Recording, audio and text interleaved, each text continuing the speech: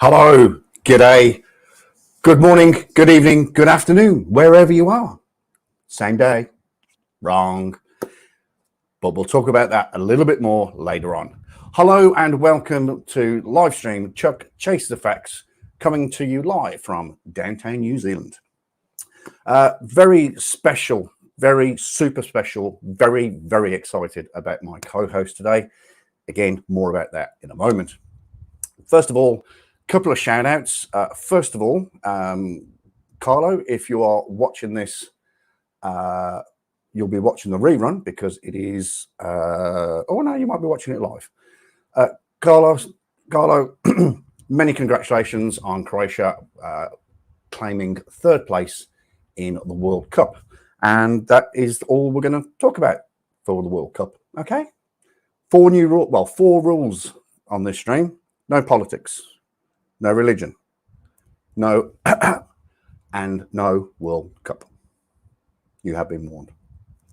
Second shout out today, a massive shout out, huge shout out to Albert and Susan. Thank you so much for last night. Albert had a little gathering of co-workers from the supermarket that I work at, and we had an absolutely fabulous time. This was the shirt I wore and got ridiculed for. It came with matching shorts and topped off with a little ensemble. But nevertheless, ridiculed as I was, we had an absolutely fantastic time. Thank you, thank you, thank you. Now, what else is happening? Oh, yes, the reason I was 10 minutes late was not long ago, probably maybe an hour and a half ago, my boss sent me a message that says, Matt, do you want to work some extra hours tomorrow? We're really busy. I said, of course I do. Then I realized I hadn't washed my uniform. So I very quickly threw that in the washing machine, and the cycle is an hour. I put it in at 12 o'clock and I wouldn't have time to hang it out. Now, when I say hang it out, it is absolutely, well, it's not pissing down, but it's raining here today. It was a beautiful day yesterday. Why didn't I do my washing yesterday? Never mind. So hopefully that will be dry enough for me to wear tomorrow at work while I'm doing some extra hours. What else? That's about it, really. We have 7 sleeps to the big day.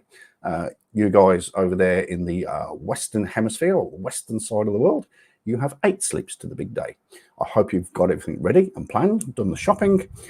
Please don't come to my supermarket because it's busy enough. But other than that, I think that's about it. Right, on to today's show. Oh, where do I begin? Big fan of this lady, massive fan. Channel is going from strength to strength to strength. She is currently sitting at, currently sitting at over 2,120 subscribers. Channel is going from strength to strength. She covers all sorts of topics, a whole vast array of topics, which sometimes I have trouble keeping up with. But she's particularly good at looking at scammers, lots of scammers, different types of scammers. Religious, pyramid schemes, all sorts. Absolutely well worth a look. I will put the link to her channel in the chat very shortly. But in the meantime, please let me welcome live from Canada, of all places. But we won't hold that against the haystack. But please welcome onto my screen the one, the only Queen of Spades. Hello. Hello, my dear. How are you doing this very fine evening?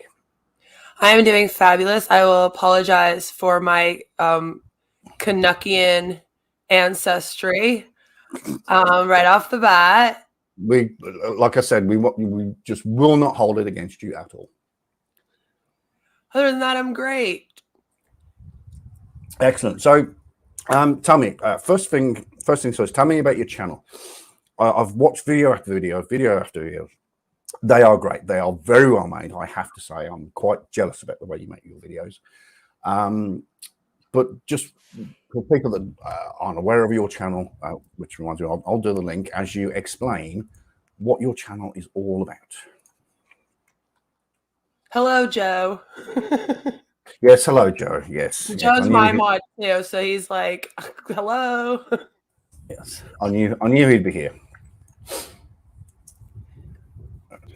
But yeah, you did a pretty good job. I mean, I cover scams. I stream a lot with the Recovering Hunbot as well, talking about scams, and I talk about flat earthers a lot, and I talk about pseudoscience and debunk a lot of pseudoscience-y stuff. And then sometimes I just talk about other creators for fun because you need to. Yes. I have watched a couple of those videos and go, ooh, ow, ooh. Well, you know, it's your baby, and yeah. But like I say, I watch the videos. Totally jealous of the way you put them together. Fantastic. Now, just a quick couple of hellos to everybody in the chat. So, who have we got? So we've got Stuck in the Matrix, a fellow Canadian. He speaks funny as well. Albert is sorry. Albert is here watching. Hello, Albert. Joe H, of course. Joe, thank you for actually suggesting this. I think. PJC. Yeah, Joe hooked us up. Yes. And Joe sent me a video of yours like a while ago, debunking CC, and said, I want you to check out my friend Chuck. He just did a very funny video. And I was like, okay. So I shared it, and that's how we got here. And then you were like fanboyed out in my comment section a little bit. What can I say? I am genuinely a fan of you and your videos.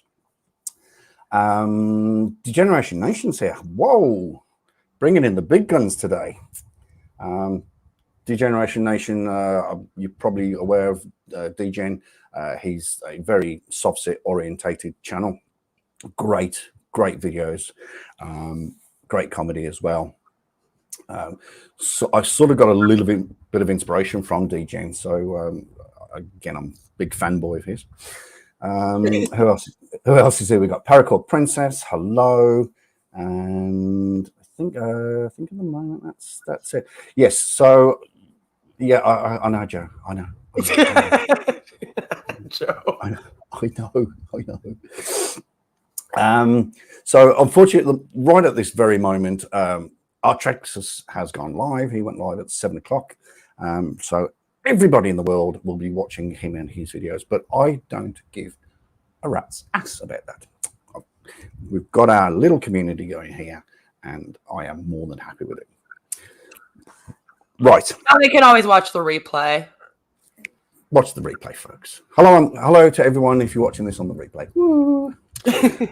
Okay, so now you are here for a very, very special reason, because of CC. Yes.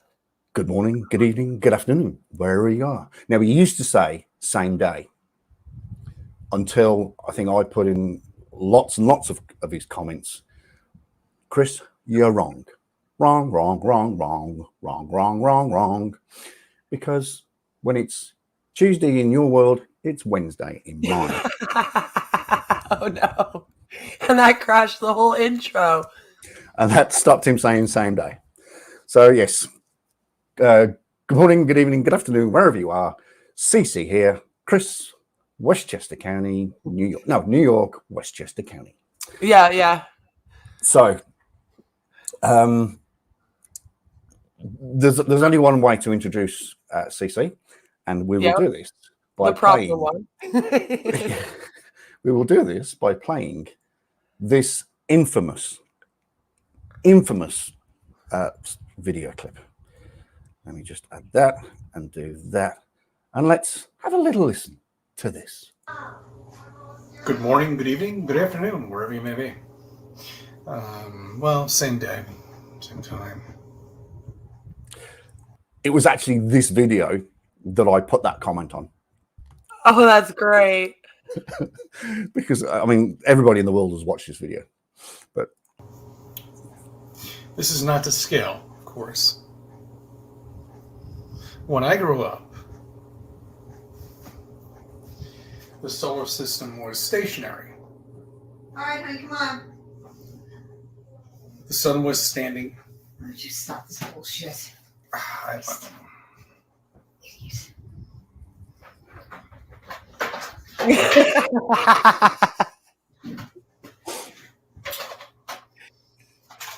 Can you give me like 5 minutes? No, you've had it all morning, and I'm just freezing, and I'm hungry, and I'm trying to stop cleaning the house. absolutely, absolutely, 100% classic video. Yeah. I am surprised the internet has not broken down over that video. Why don't you stop this bullshit? Christ. Oh, the best is how he positions himself all like ready to talk to us about the pumpkin. And he just comes in and destroys it. And also, yeah, just look, I'm about to tell the world exactly why the earth is flat. Why don't you stop this bullshit? But the best thing about it, and I've lost my train of thought. Chickens, I've completely lost my train of thought. Anyway, but yes, so that is what Chris is all about. He's an idiot. Or let me ask you this, Queen. Let me ask you this, though. Is he an idiot? Or is he one of the best comedy actors ever? Oh, now that would be a twist. If he ended up doing this all as like some kind of performance art, that would be crazy. I think that CC's a true believer, though. Like, I think he actually does really believe that the earth is flat. He definitely doesn't believe in the moon landings. That's a fact. Yeah. Actually, there's quite a few I don't think he things. believes in NASA at all. No, like no. anything that they do, he's just right away he says it's fake. And one of the most unfortunate things about Chris is that I think he's got the potential to be quite an intelligent person. However, he either has a broken keyboard or doesn't possess a computer, because he completely 100% of the time fails to do any kind of research. Yeah. He also doesn't record horizontally, and it drives me insane. He's always vertical videos with these flat earthers. And I'm like, are you doing that on purpose because you don't believe in the horizon? So you don't think you could just turn the phone around? That's right. Because videos wouldn't be level then, would they? I mean, they would be level. So you think they'd actually turn the camera to prove that it's level. Oh dear, very, very frustrating. Now, one of his greatest complaints about NASA and the moon and the shape of the earth, etc., is he doesn't understand the lack of stars when photos are taken in space. Now, Chris, now I'll explain it and correct me if I'm wrong, but it's all to do with the exposure element of the camera. The fact that to capture an object sort of deep in space, or even capture the Earth from the moon, is you need an awful lot of light to come into the camera to get that perfect picture. Am I right there? Yeah. So he always complains about no stars whatsoever when taking pictures either of the Earth or the moon. Now, 6 days ago, our dear friend Christopher from Westchester County, New York, whipped out his P1000. Oh. Which is the favorite tool of every flat earther that ever existed. And he proceeded to focus in on the moon once again. Oh. And this is the result.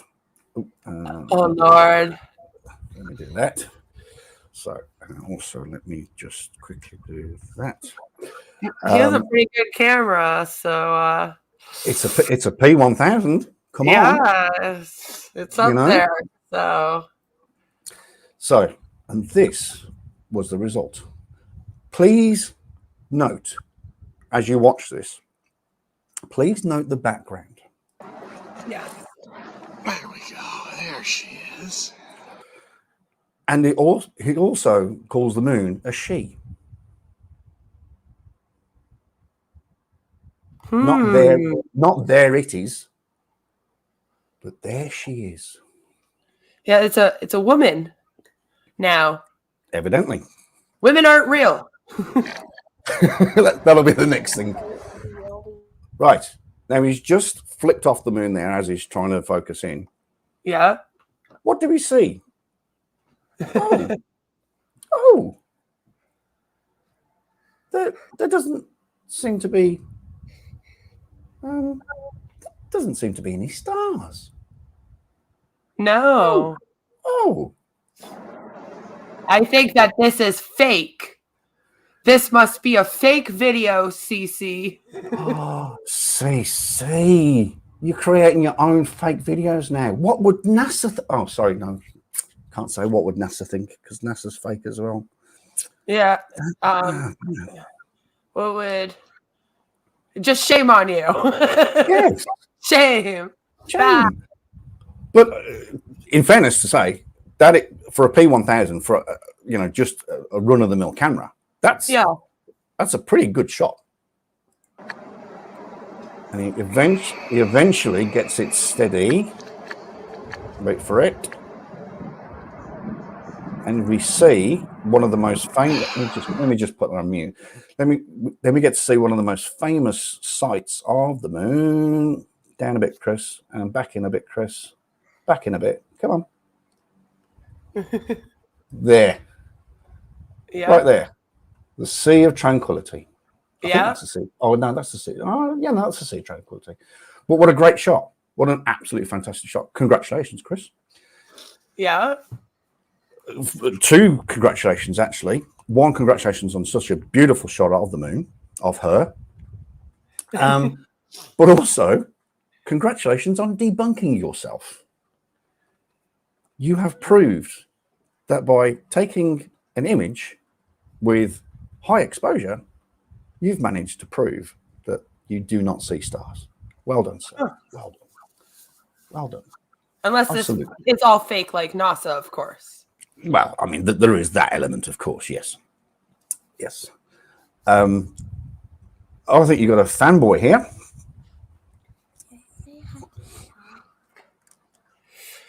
Oh, Tiny Dinger Condos. Yeah, that's they sponsor my channel for all of the crappy men on the platform.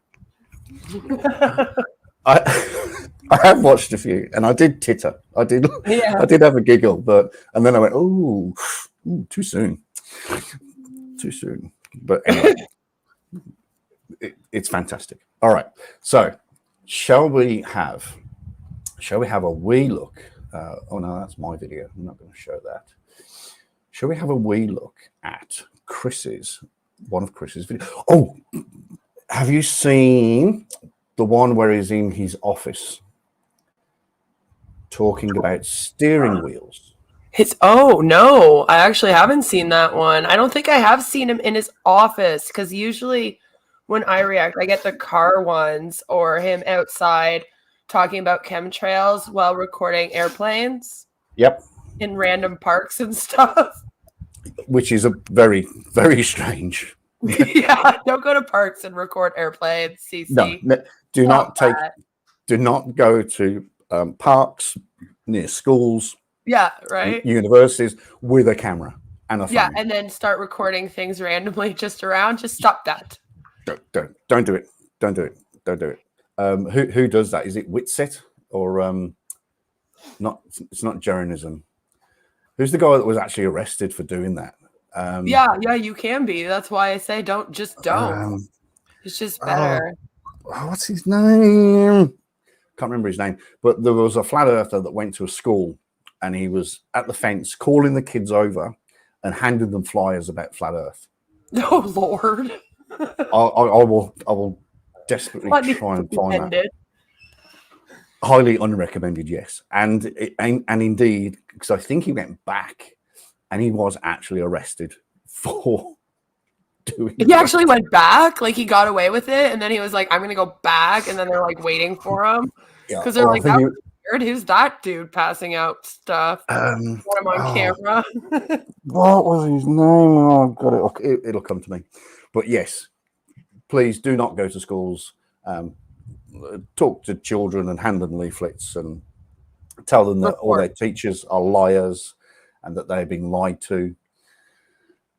Just don't do it. Don't do it. Anyway, so this is Chris in his office. This one must have found the books. I saw it, but I didn't watch it. It's a very nice office by the looks of things. Got a nice big leather chair and a nice big desk there. Looks like the desk from the White House. Yeah.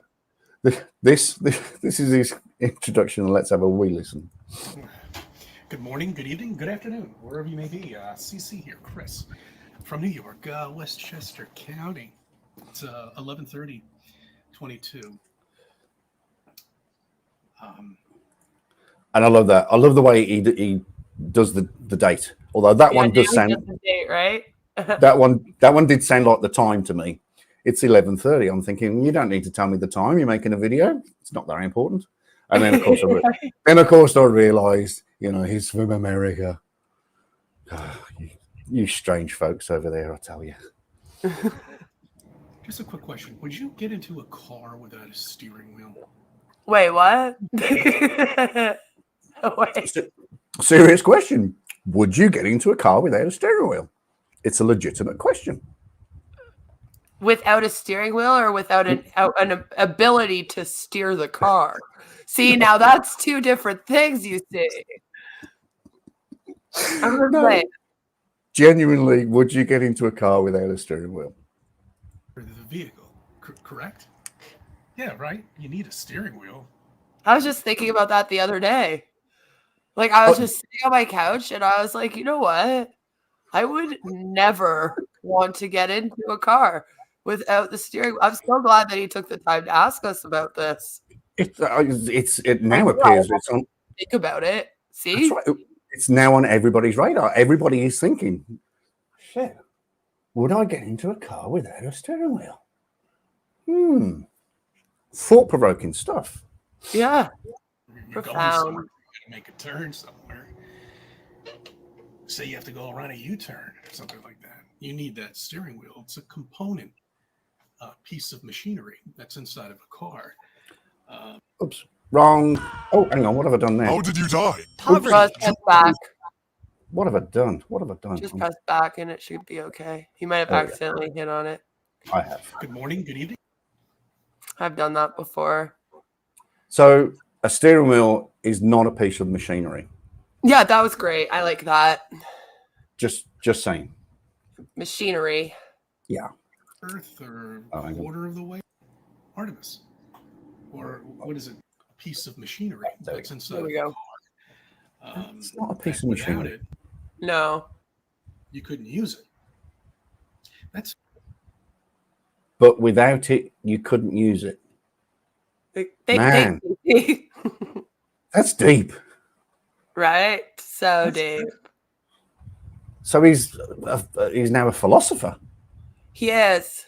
Wow. Like this big man brain here. With his big hair. I am so jealous of his hair. Yeah. I'd rather have your hair if I was a man. I'm just saying. At least he's got hair. I mean, he's got to be rough. Peacock without the color. It just like stands up everywhere. But he's got to be. Surely he must be roughly the same age as me. I'm 52. Yeah. He's got to be roughly the same age. But look at his hair. Kudos, CC. Kudos. It's funny because where is the steering wheel in Artemis? Oh no. It's another great question. Where is the steering wheel in a spaceship? Yeah. I wonder where it is. It's probably on the wing of the spaceship. Or it could be like a life jacket. It could be under the seat. Yeah. It's a good Why question. why aren't there life jackets on spaceships? Oh my gosh. Yeah, you could drown. You know, it's a piece of machinery, funny enough, that flies through the air. Now, don't all planes carry life jackets? Yeah, we should definitely suggest that to them. I'll ring that. Oh, I can't ring NASA. It's fake. Oh. Apparently, we get paid from them though. So I've had people in his community tell me that before, and I'm like, wait, I thought NASA wasn't real. Oh, it's just too funny. Hello, Pedro. Good to see you, my friend. Oh my god, this is a great screen cap too, because he had his like a finger like right on his chin, so he looked like he was like really pondering it, you know? Like, where is the steering wheel? Where is it? Yeah. In Artemis, or what is it? I don't know. They're calling it something else now. Whatever the fuck it is. Let's just. I would have All right. looked that up before I jumped onto a phone and started asking where the steering wheel was on it. I'm just saying. Yeah, okay. This is what I'm saying. Either he's got a broken keyboard, or actually looking at his desk. No, I'm kind of like, what's that over there? He's got a printer that's not plugged in. The socket is right. The problem. We understand now. See, he has the laptop, Chuck. But he just can't ever charge it or turn it on. Oh, stop it. I knew this was going to be fun, but I didn't realize it was going to be this much fun.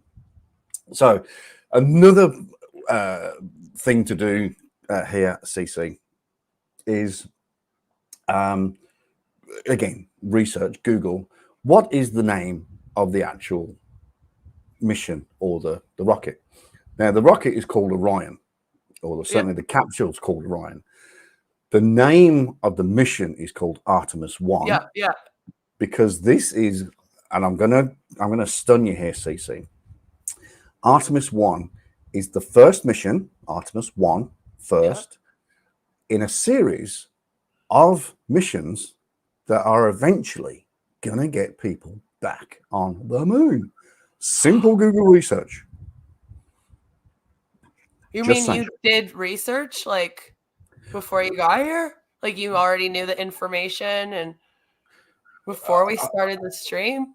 I have to confess that I didn't research it. I knew it because I watch a lot of. I confess. Well, that's technically research. You had the knowledge. You ensured you had the knowledge before you came to present it to us and correct it. Got it. Good job. Maybe he'll do that next time. You never know. These previous 476 videos or whatever are absolute zero research. No, none. And we have further evidence on this video of lack of research. Oh no, there's more of it. That would be the rocket that I believe its trajectory right now is halfway to Earth, or oh my God, Jesus Christ. I'll tell you, they tell you 1,000 words, don't they? Now, the problem is when he actually made this video, Orion was still in orbit around the moon. Yeah, that's what I was gonna. I was like, isn't it still up there? Like, I don't. It wasn't returning at this point. What do you like? What do you mean it's halfway to Earth? Like we can't even look up and see where it is, but we apparently want to announce the location. I think it's on its way to Earth. No, if you'd have done your research, it didn't actually start its trajectory back to Earth until the 1st of December. Yeah, that's it. Yeah. Oops. So again, lack of research, but there's more. Oh no. I was Well, like, oh, okay, well, that one sucks. And then there's always more, isn't there? it's just like one of the memes I use from it's from a comedy slasher movie. But wait, there's more. Yep. And what vivid pictures. My question is, I could be sitting in my backyard with my P1000, zoom in on a crater, and I have beautiful pictures. That's true. And you went on to prove that. Beautiful pictures. Yeah, Very no, they're good. Sharp HD pictures. Yeah. You can even see the stuff on the moon. Yeah. Details. Yeah. Sea of Tranquility, craters. All the craters, everything in full like detail. Full HD, apparently. Yeah. Well, yeah, I'd say his camera's that. That's the only lie he won't tell. Yeah. Right? Like, he's not telling a lie here. This is only truth you get from him is when he talks about how he takes good pictures, and maybe if he mentions his hair, according to Chuck. Okay. You're welcome, Chuck. Okay. Another rule we have on this channel is when Chuck's taking a swig, Don't be funny. We do not crack a funny. Okay. That'll be hard for me. They just kind of roll out.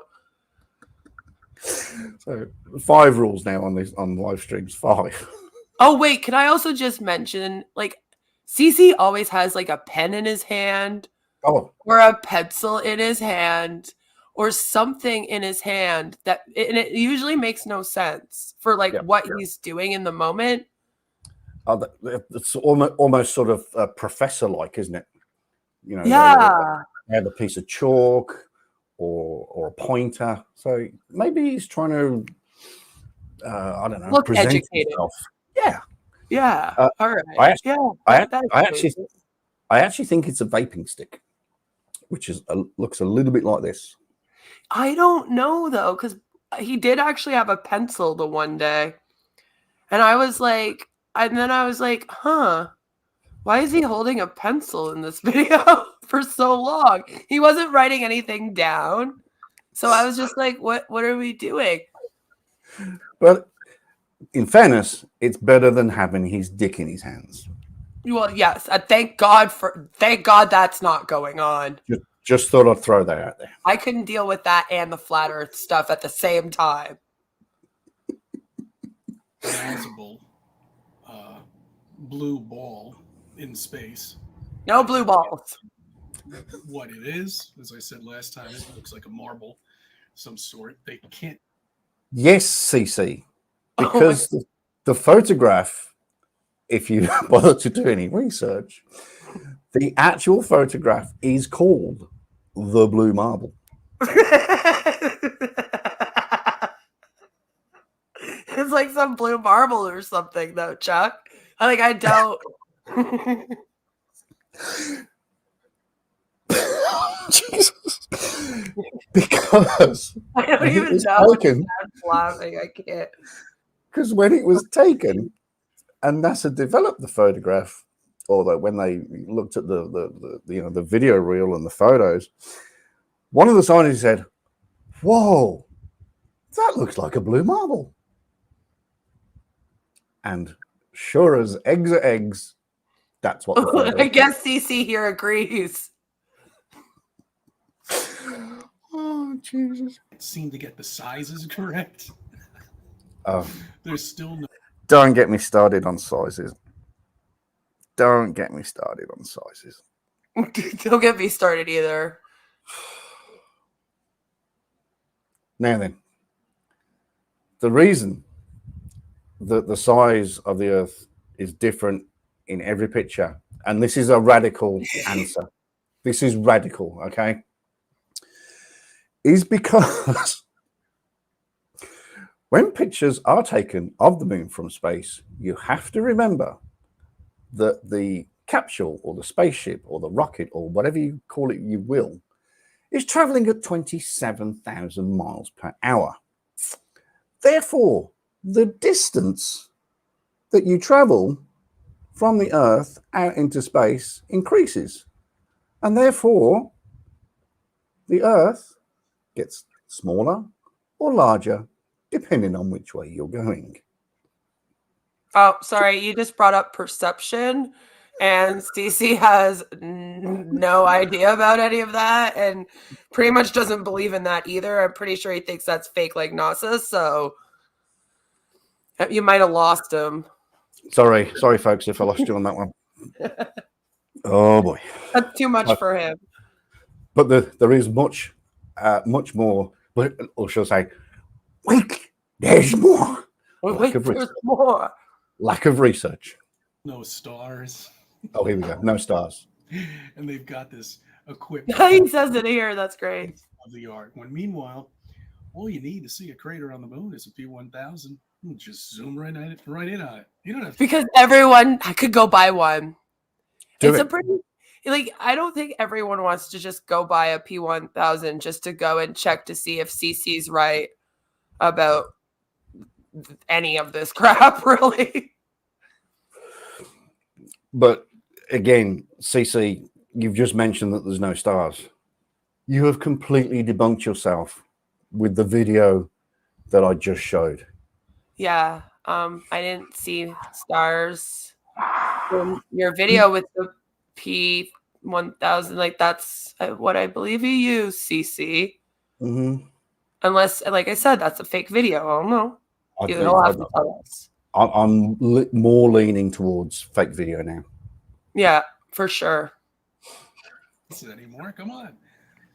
Apparently, they just did a little flyby, and they were approximately 50 miles off the Okay, surface. what does he think that happens every time that a picture gets taken of it? Like, how does he think they're taking all of the other pictures? Does he think someone is going there with a big giant camera and like a selfie stick landing on it, and then that's how they're taking the picture, right? Like, I'm kind of like, what do you mean a flyby? Of course they're fucking flying by. You're in space. How else are they? Like, okay, CC, whatever. Jeez. But here is the final lack of research knowledge. And they were approximately 50 miles off the surface, or 100 miles, somewhere around there. Somewhere around there. Oh, jeez. It's either 50 or 100. Could be 1,000. I don't know. I don't know. I'm just going to pluck a number out. Remember, he doesn't understand perception, so also true. Probably has something to do with it. Also true. Now, little factoid. The space geek I am. Orion was actually 80 miles off the surface of the moon. Now, that was done. That piece of information was brought to you live here on this stream by Chuck because I did some research. Uh-oh. Stuck in the YouTube matrix says the video's quiet for CC. Oh. It might be CC, though. Yeah, it's not. He just records on his phone, so there's no like microphone for it. So that's fully up. So if it's fully up, then it might just be his videos that are a little low. So then we can't really fix it. I'm sorry. So there you go, Stuck. Shut up. Okay. Just shut up. 100 miles above the surface. So now picture what we have. You just round it up. Floating around right now. These fake satellites that are up there. Oh, Jesus Christ. Him and his fake satellites. Hey, CC, I have a question. How do you think that you are getting the internet to upload this video onto the YouTubes? I'm just wondering, like, how you think that's happening. Yeah, just asking for a friend. Are fake. You know, that's always what I want to know whenever he says that. I'm like, how are we here then? How do you, it's like you just said, how do you think your video goes from your phone all the way to YouTube and then gets seen all around the world? He doesn't think of that, I guess. It's magic. He must also believe in that. Probably. Oh, I should ask him one day. Oh no, that's fake. Oh God. I could just imagine his response. Oh no, magic. All magic's fake. Oh Jesus. Oh God. It's painful. And Google imaging. Well, Google imaging is basically a plane passing by. That's what they do. That's how they get those images. But, Okay, so then how come you didn't understand how they got the other? Oh Lord, Cece, you're all over the place today. So here comes the geek again. Google imaging.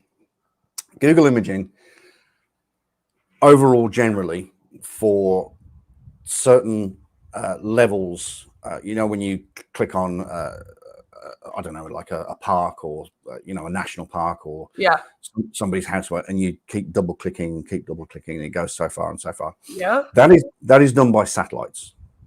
Don't tell Cece that. Google does use images from aircraft also, which are obviously flying lower in the Earth's atmosphere, and therefore can take sharper images. And that's why when you keep clicking in, then you are looking at the images taken from planes. And then they also do cars. And they, of course, cars also drive by, they drive by. But only if they've got a steering wheel. Yes, that's right. Without that, then they just are stationary, of course. Just like the flat Earth. Yeah, so, we don't have to travel too much because we can just take a picture and then catch the whole world. We have a good enough camera like that. P1000, don't need to go anywhere. Just look at pictures. I can't see Chuck though, because he's upside down on the other side of the world. Now, interestingly, that's right. And I am at the most southerly. Yeah. If I was any further south, I would need a very large coat and a hat and some gloves, because I would be in Antarctica. Yeah, it would be like the opposite of Canada here, Exactly. Jesus Christ. So Canada in the north, you're in the south. And like I was about to say, the reason that I am here, able to sit upright and look at north, is because of that. Oh, what's that thing? It's a tiny little thing. It begins with G, doesn't it? G. G. G. I can never remember it because it's not actually real. It's a figment of gravity. Is it gravity? I don't know. I think maybe. Is it gravity? Let me just. I've got a friend actually, a very good friend of mine who knows about this stuff. Okay. Yeah. Let me just get him on. Yeah, let me get him on video conference. Hang on a sec. Okay, perfect. Where? Oh, here he is. Let me just. Gravity, you fucking retard! What was that? Sorry. What? So, can you tell me about how I'm able to? Oopsie daisy. How I'm able? Oops. Cocking up the video conference. Yeah. Let me just move that out of the way. So, can you tell me how I am able to be here on the bottom of the earth here in New Zealand? Can you tell me how that's possible? Gravity, you fucking retard! Gravity! Have you ever heard of fucking gravity? Gravity! Gravity! Oh, okay. Oh, so well, I guess. So I think it's there's that. Yeah, gravity is. That's we thought so. We were close. I was. We were so close. We were getting there. There. But thank you, my friend, for clearing that for me. Apparently, I'm a retard. Okay. supposedly satellites are up there, and then they're taking high definition pictures of Earth. That's exactly what I just said. And they can zoom in on a fucking house. No, they can't. The aeroplane. But yet zooms on they the didn't check out. Yeah. Rover. Nah, why bother? Why even look at that? Didn't bother to do a swing by through the Apollo 11 mission. You know, is the flag still there? Is it still, intact? You know, the footsteps still there, or? Okay, so from 80 miles up at a constant zoom level, because we're not zooming in and out every 5 minutes looking for shit. And the moon is, what's that word? Pretty fucking big. Humongous. You're not going to see a footstep about a foot long. Just saying. Oh, Stuck in the YouTube Matrix says that, can you fix the glare coming off your head, Chuck? Ooh.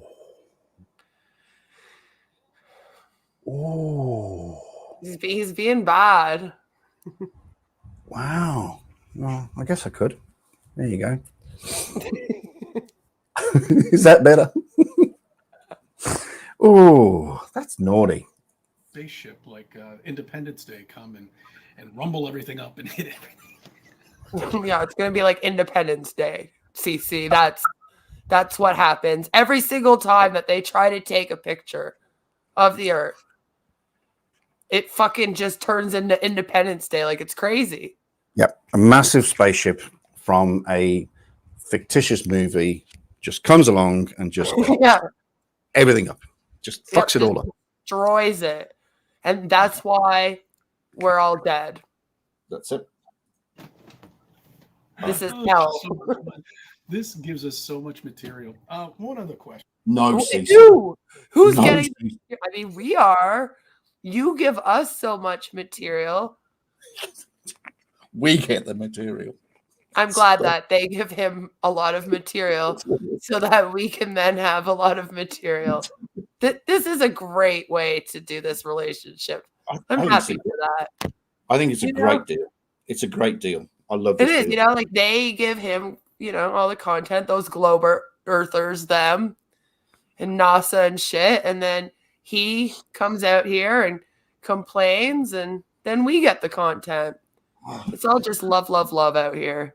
I'll be back in 2 seconds. You got control. You have control, number one. Woohoo! I'm going to take over Chuck's channel. It is going to be my channel now. Don't tell him my plan. Shh.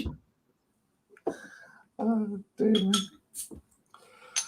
He's looking at his computer right now in this clip, as you can see, this screen grab.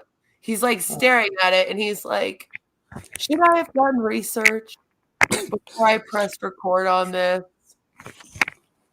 I am in Ottawa, stuck in the YouTube Matrix. I am right in Ottawa, Ontario, the capital of the country. It is. And not a lot of people know that. A lot of people think it's Toronto. Right. Okay, let's carry on. So what I was earlier getting into is I'm in Canada. They hated that. Look, he's put down his vape and now he's picked up a pen. So you're right, he's always got something in his hand.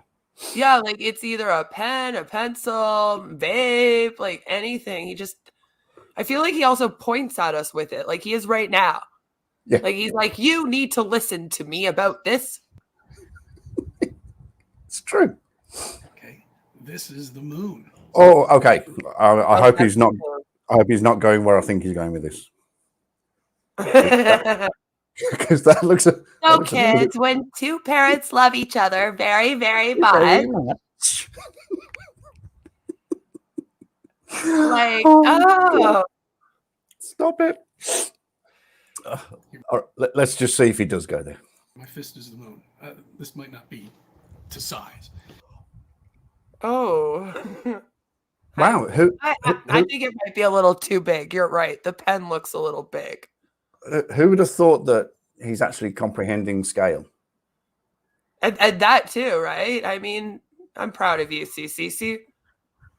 We've come a long way. Okay, so Artemis is going like this toward the moon. No, not Artemis, but okay. Yeah. 30,000, 40,000 miles per hour. How it got to that velocity is beyond me. We could have looked it up on that computer right there, but you know, what do I know? Could have done that. Oh, what's that other word as well? Begins with R. Oh, yeah. Research. Research there. Research. So, oh, God, here we go. So, how did the rocket get to that velocity? Oh, my stars. I'm not even going to go into it. But it's a thing called trajectory and acceleration. And then, damn it, it's that other thing. What my friend was just talking about. Gravity! In so many words. And it's going to turn like that, right? Back to Earth, right? So it only takes 3 or 4 days to get there, but it's going to take about a week. No, that's not what it was doing, but okay. No, it doesn't turn. You don't even know what the mission is, CC. It doesn't turn. It's dang it, I have to break it to you, CC. It's fucking gravity. Yeah, like he doesn't get this at all. I'm sorry. And it also didn't just go around it and then come back. Come back here. Woo, look, there's the moon. Okay. Right, let's bring it home. We've just looked at the moon. Yeah, that's yeah, we just looked at the one side and now we're gonna go. That was fun. Just come back. I do have to say though, he was actually correct. It gets there, it got there very quickly. I think it was 5 days to get there. And it is going to take, or it did take, a week to get back. Now, I have to confess, I A, do not know why, and B, I didn't actually research this, but he is actually correct. It did take longer to come back than it did take to get there. So kudos on that one. Well, it might have something to do with all those things that you said being slightly different on the return trip than they would be on the trip going, right? Like it kind of has to do with like where the pull of gravity is and like all that kind of stuff. So, and like where they are, it could take an extra day to get back on it from there because they're not going to take the exact same route, you know what I mean, as when they came. Like it's a lot of things. There's and also the acceleration. Yeah, exactly. When it left Earth, it had all that fuel. That's what I mean. Like that would have a lot to do with it, right? Whereas when it's coming back, it doesn't get that extra acceleration, if you will, of the like blast off and everything. Yep. So it might end up taking like a couple days, and it could just be a little bit of a longer route too. On top of that, it's all very logical when you kind of think about it, eh? Oh, and then stuck in the YouTube matrix also says that it also could have slowed down during its orbit. And that also can happen, right? Mm-hmm. So it doesn't take, I mean, we just came up, we didn't research it. And we can speculate several different things that could have gone into explaining that without just being like, oh, they must be lying about it because it's not the same amount of days. That's right. Yes. Critical thinking is amazing. Did the moon move further away from the Earth during this point? And it's taken no. Oh, you know what though? Maybe that was it. Maybe. Well, I guess Artemis was going around the moon. The moon moved further away from the Earth. Mm-hmm. Conspiracy theory, right here. You heard it first, folks. You heard it first. And NASA probably did it on purpose. I'm just saying. A lot of people think that the moon is a hologram. I know. I love those people. The sun, too, actually. I'm some woman that really does believe that the sun is, and that was fun. Yeah. I'm sorry. This is a planned, this is like a prep for putting men or women and men into space, and it's going to take that long. I don't think so. Wait. Okay, so here's the thing, Cece. Let me explain something to you. If I want to go and I want to visit my sister in British Columbia, I would have to take a bus probably or a plane. It's a very long bus ride. People have actually done this bus ride, and sometimes it could be a 72-hour bus ride to get somewhere. People go on road trips. They'll drive for a week. I mean, I'm pretty sure people will be totally fine with staying somewhere like in a spaceship for a week if it's bringing them to the freaking moon, okay? I only got to go to British Columbia, damn it. I feel like now that I got ripped off. When I could have gone to the moon. Yeah, like if I'm going to go travel for a week straight, I would much rather go to the moon. Oh, yeah. I would volunteer, hands down, if they ask for a normal human being to go to the moon or to go to Mars. I'll be like, yep, I'll take one for the team. Not a problem. I'll be back in a minute. I just got to run in. I'll be right back. Not a problem. Apollo 11 was only there for, I don't know, what the longest was a week, something like that, 7 days or something. I don't know, whatever. Oh, she's got to hear that. This is the live stream with Queen of Spade. There's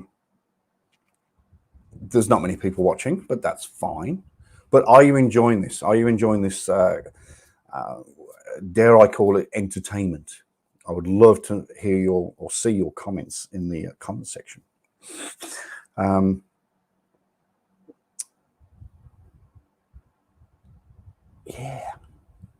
Yeah, but you got great weed. Ooh.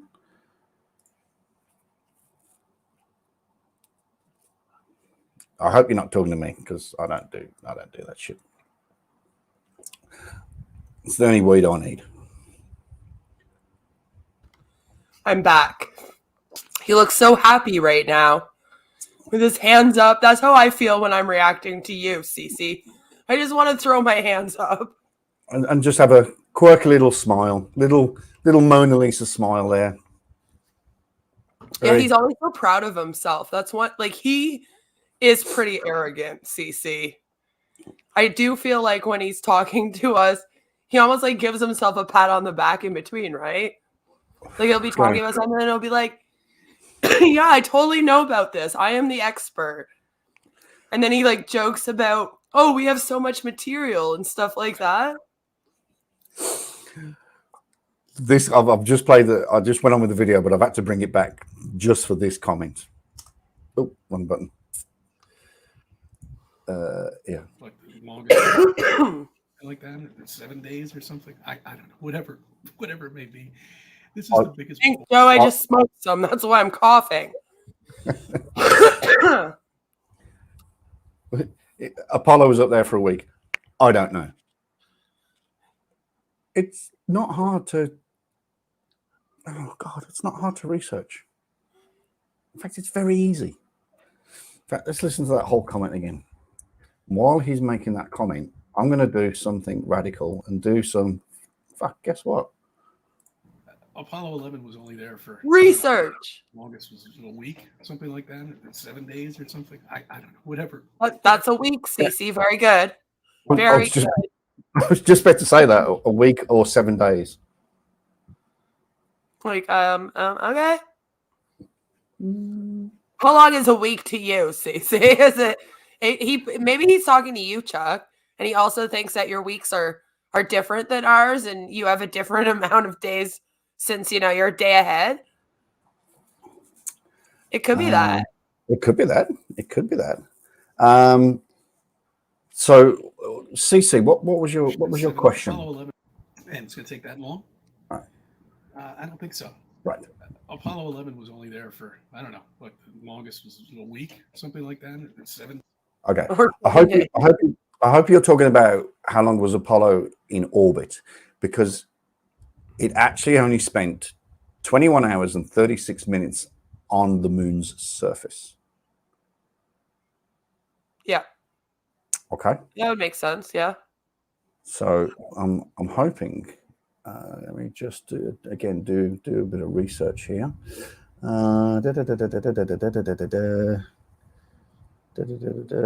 It's really hard to think of how two different crafts would be able to do it in a different amount of time. Yeah. I wonder why that would be. So, Apollo 11 was launched on July 16.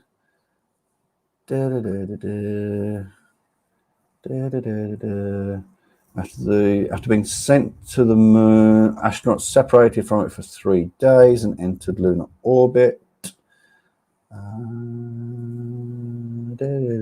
And it returned on July 24, spending 8 days in space.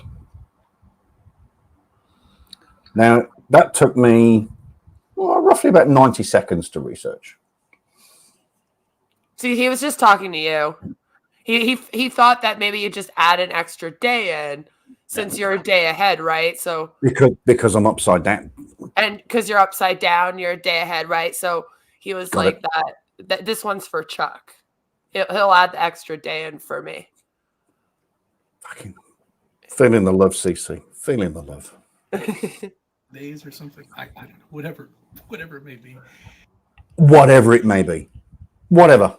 I'm so glad that he's so well researched when he comes here to tell us that we're wrong. But whatever. Yeah, whatever. Who cares? Except he does a whole video and mentions it. But you know, whatever. It's whatever.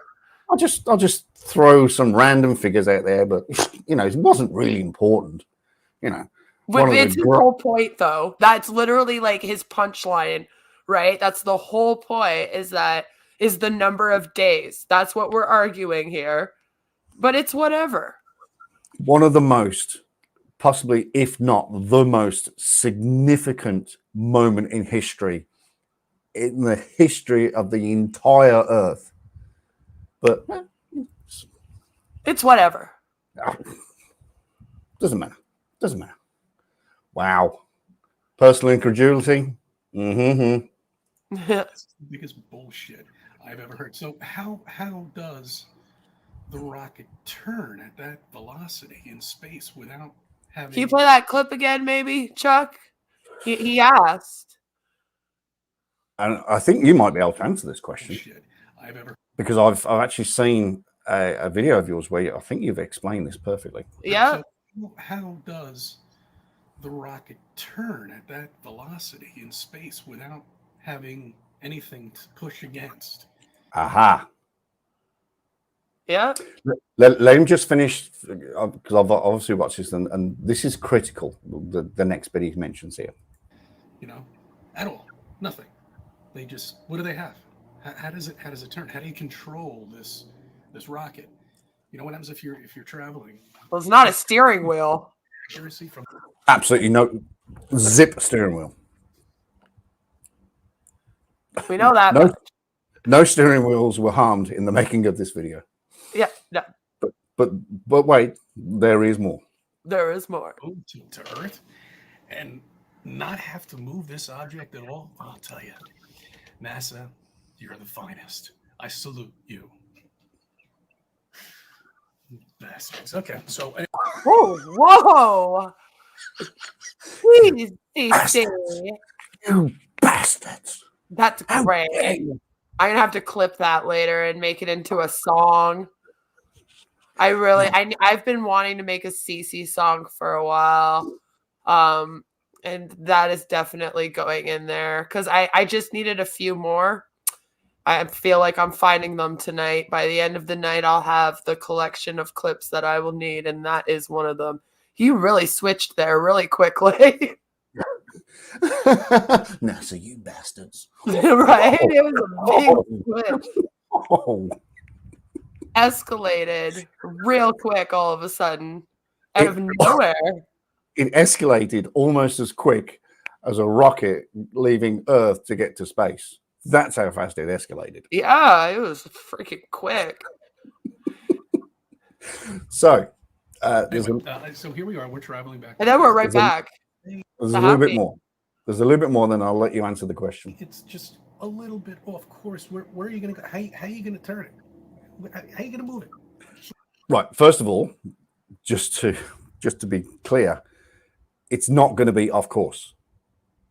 They've spent years and years developing this mission. It's not going to be off course. It can't be off course, even by a millimeter. It has to be on track. Okay, just clear that one up. A little bit over here. We're a little off. A little more.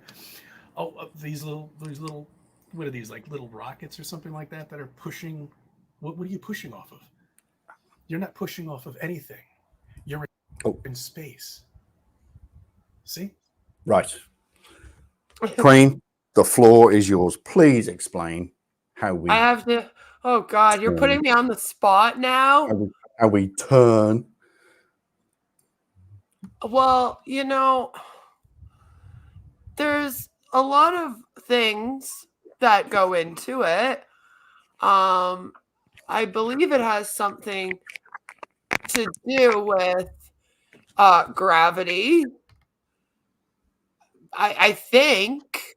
I'm not really sure though.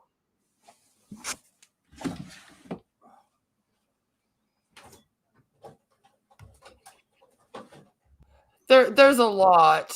Chuck, you put me on the spot, you ass. Okay. So here is how. It's you want me to explain the gravitational pull of the moon? All right. So here is how you turn something in space. In the vacuum of space, and yes, space is a vacuum. Yes. Not like a Dyson or a Hoover, not that sort of vacuum. It is a vacuum. That's right.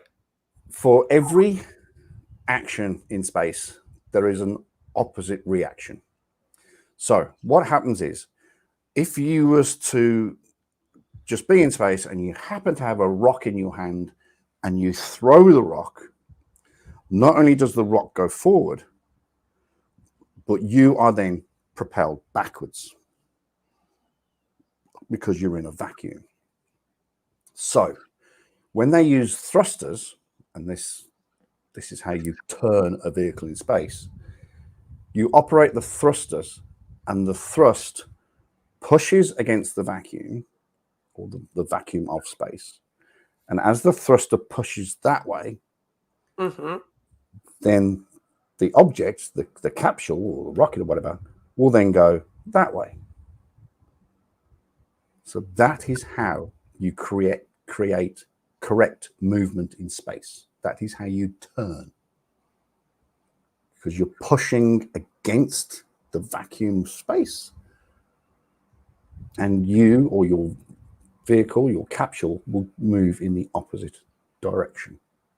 Yeah. Geostationary orbit. Thank you.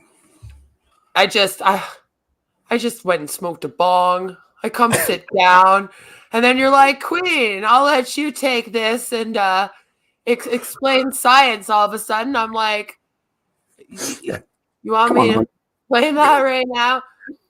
Come on, I also did a whole video to him where I explained like airplanes and flight to him. And I had to explain that whole thing. And oh my God, it was just, I forget what video he did, but he was talking about the chemtrails.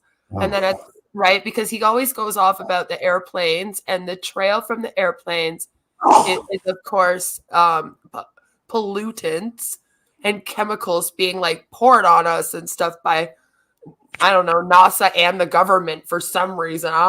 They want to poison us all, I guess.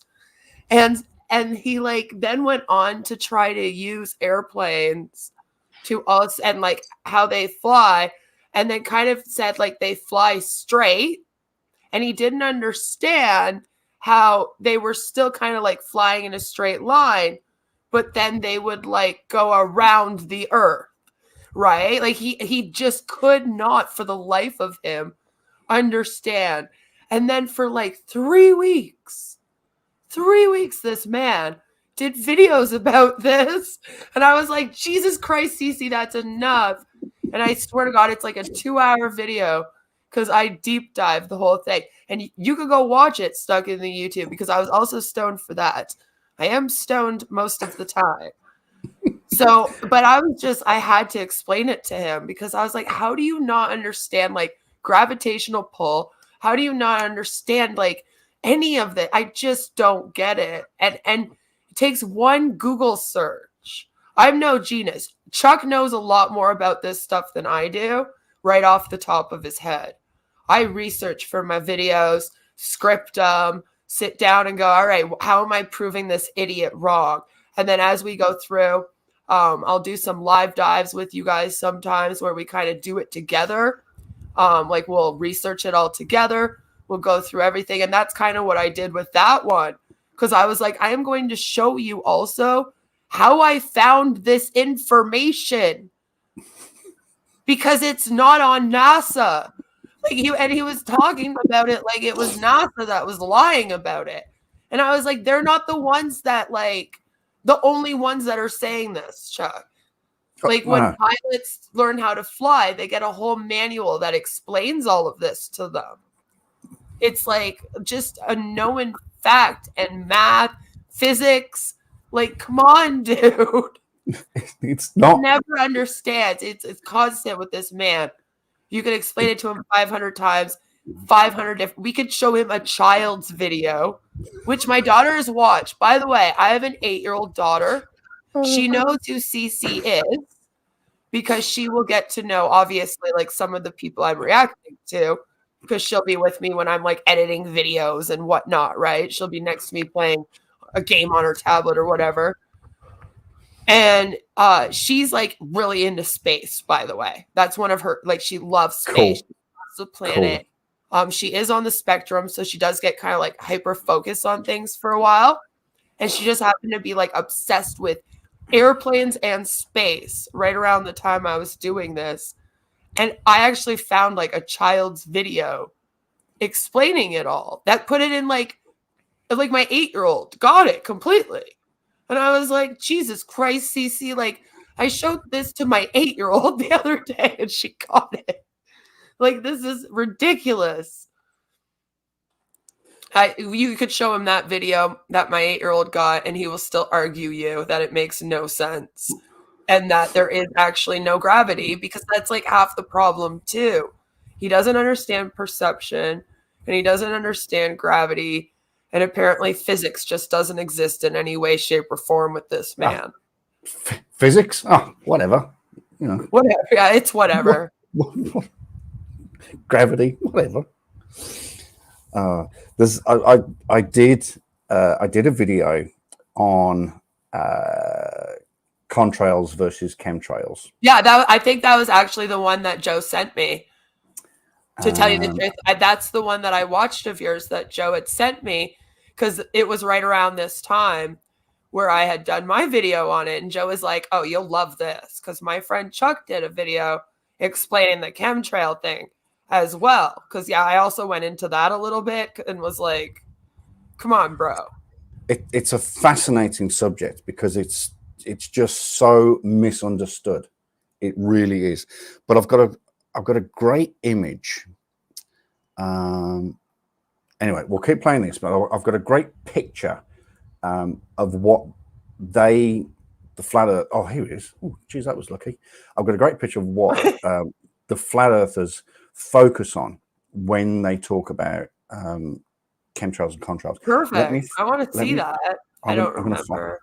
I'm going to find this image. But hang on, let's carry on with Chris. That's the problem we have. He looks desperate here. You know, there is no space. What? Because if there was space, oh no, couldn't get up there. Guys, space isn't real now. That matter. Yep. It wouldn't work, and it certainly wouldn't be able to be turned. Or moved, Lord! Unless if you had some fuel up there, unlimited supply of it. Well, Satan. Okay, now fuel.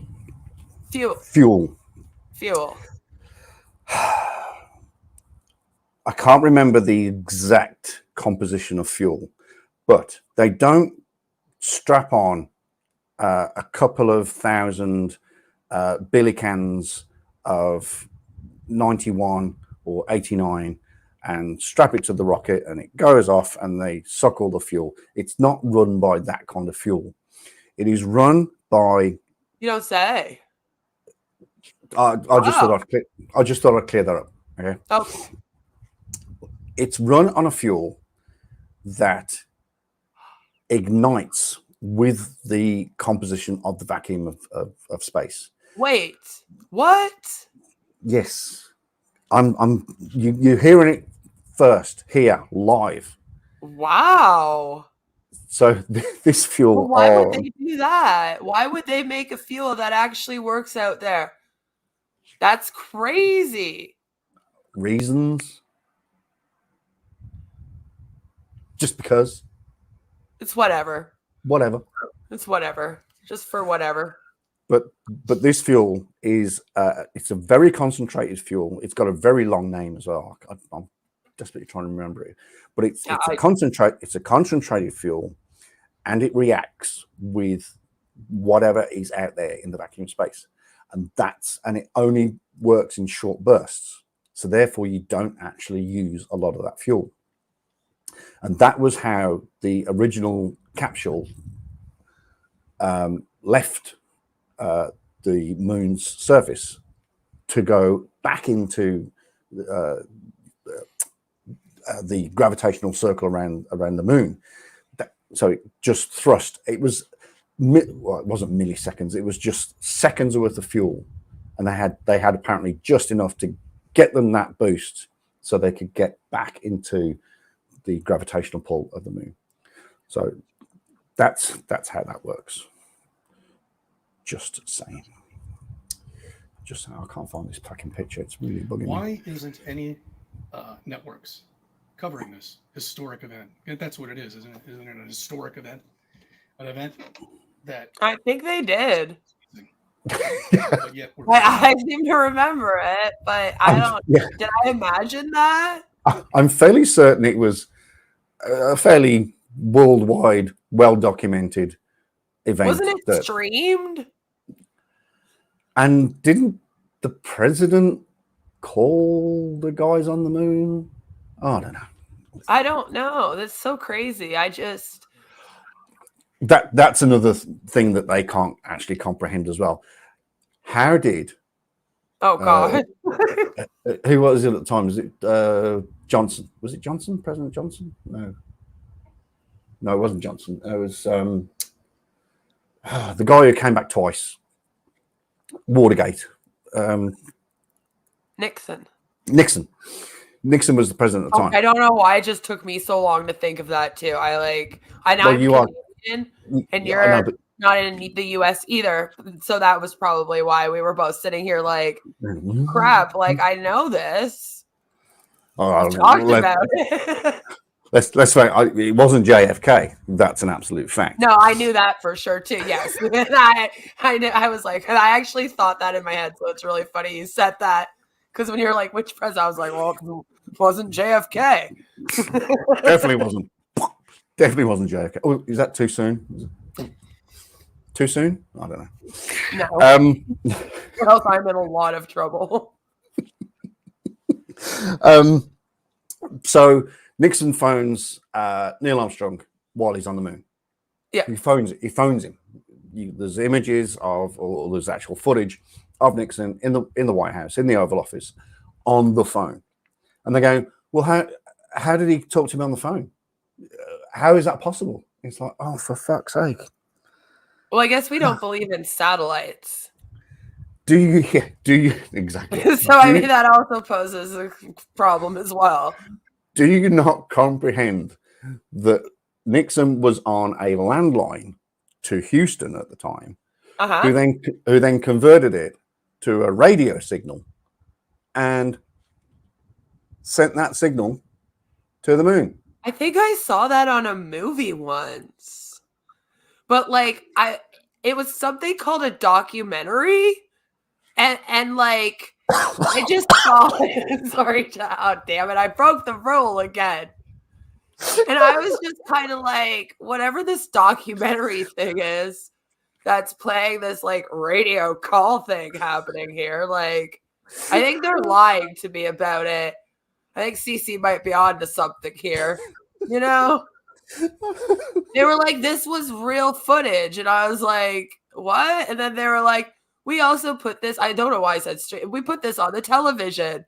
And I was like, no.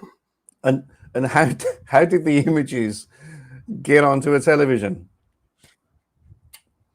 Well, not by satellite because they're not real. Oh, heavens for Betsy. No. Especially back then, you know. They were definitely not real back then. Oh, stress. Washed out Earth, unrecognizable. Washed out moon, unrecognizable. There should be the clarity on the pictures from the moon at 80 miles up. TVs aren't real. Oh. And the phone was just invented by Alexander Graham Bell. Canadian, by the way. Just saying. I know you hate us, but you know. No one has a phone call. Thank you. I hate to correct you on something, but Alexander Graham Bell was actually Scottish. I know what you did there, but I see what you did there. There you go. Damn it, John. I fell right into that one, didn't I? I fell absolutely. But honestly, I don't know how. I don't. He really doesn't get it.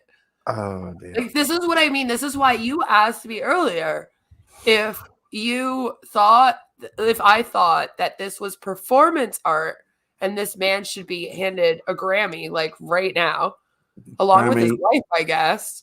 A Grammy, Oscar. Yeah, like just give it all to him. A BAFTA. Literally, or if it was like real. And the thing about Cece is like, he seriously, like, I feel like he really does not understand it to the point where no actor could act this stupidity. And it's like almost constant about same topics, like, right? And it's all the way through to the core of his soul and being. This man believes what he's spewing out of his mouth. There are, what do they call method actors, where they they go and if what's her name?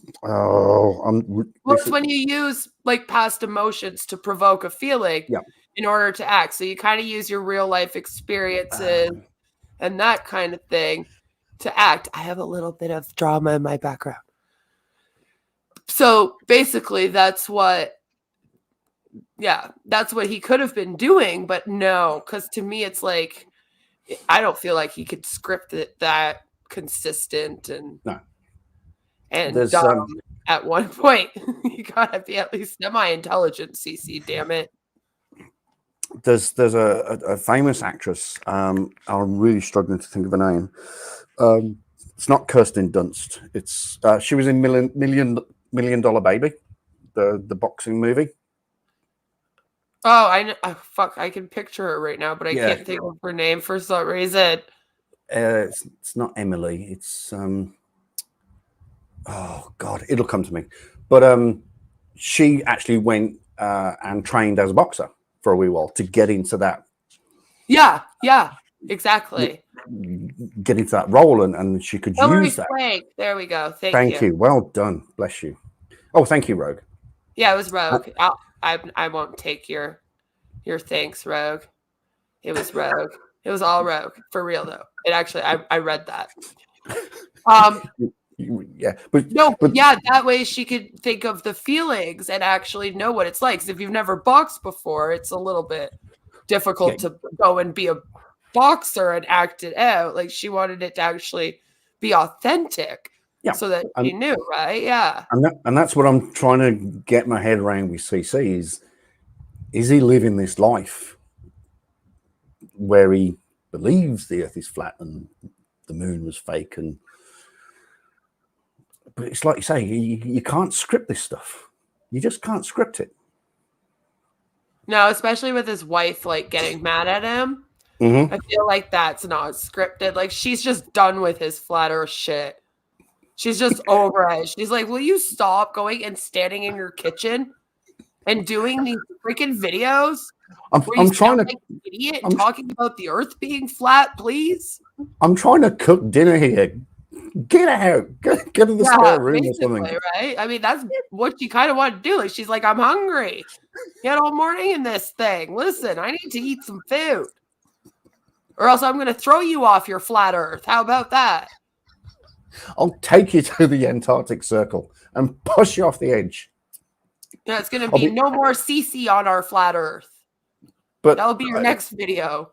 That's right. Where is CC? Last Not seen on our flat earth. Last seen in a boat with his wife heading towards the Arctic Circle wall. And she pushes him out the car when they get there. She's just like, bye. Doesn't even stop. Just reaches out, opens the door. Go on, get out. Yeah, no, I think he totally believes it, like to his core, and probably does drive his wife insane. Because I'm sure he also like tries to talk to this shit about her all day long. Well, he's got to talk to somebody, and she's just like, "Oh, not this again." Yeah, and I feel like she would kind of be like, "Can you stop? Like, it's like, shut up." Well, maybe that is why he does so many videos. Maybe part of the reason is due to that. Like, she's just over it. She doesn't want to talk to him about this anymore. So he makes his like shorts and videos. He's starting to do streams now a lot. Maybe she is like Sheldon, and she says this. Oh, not this again.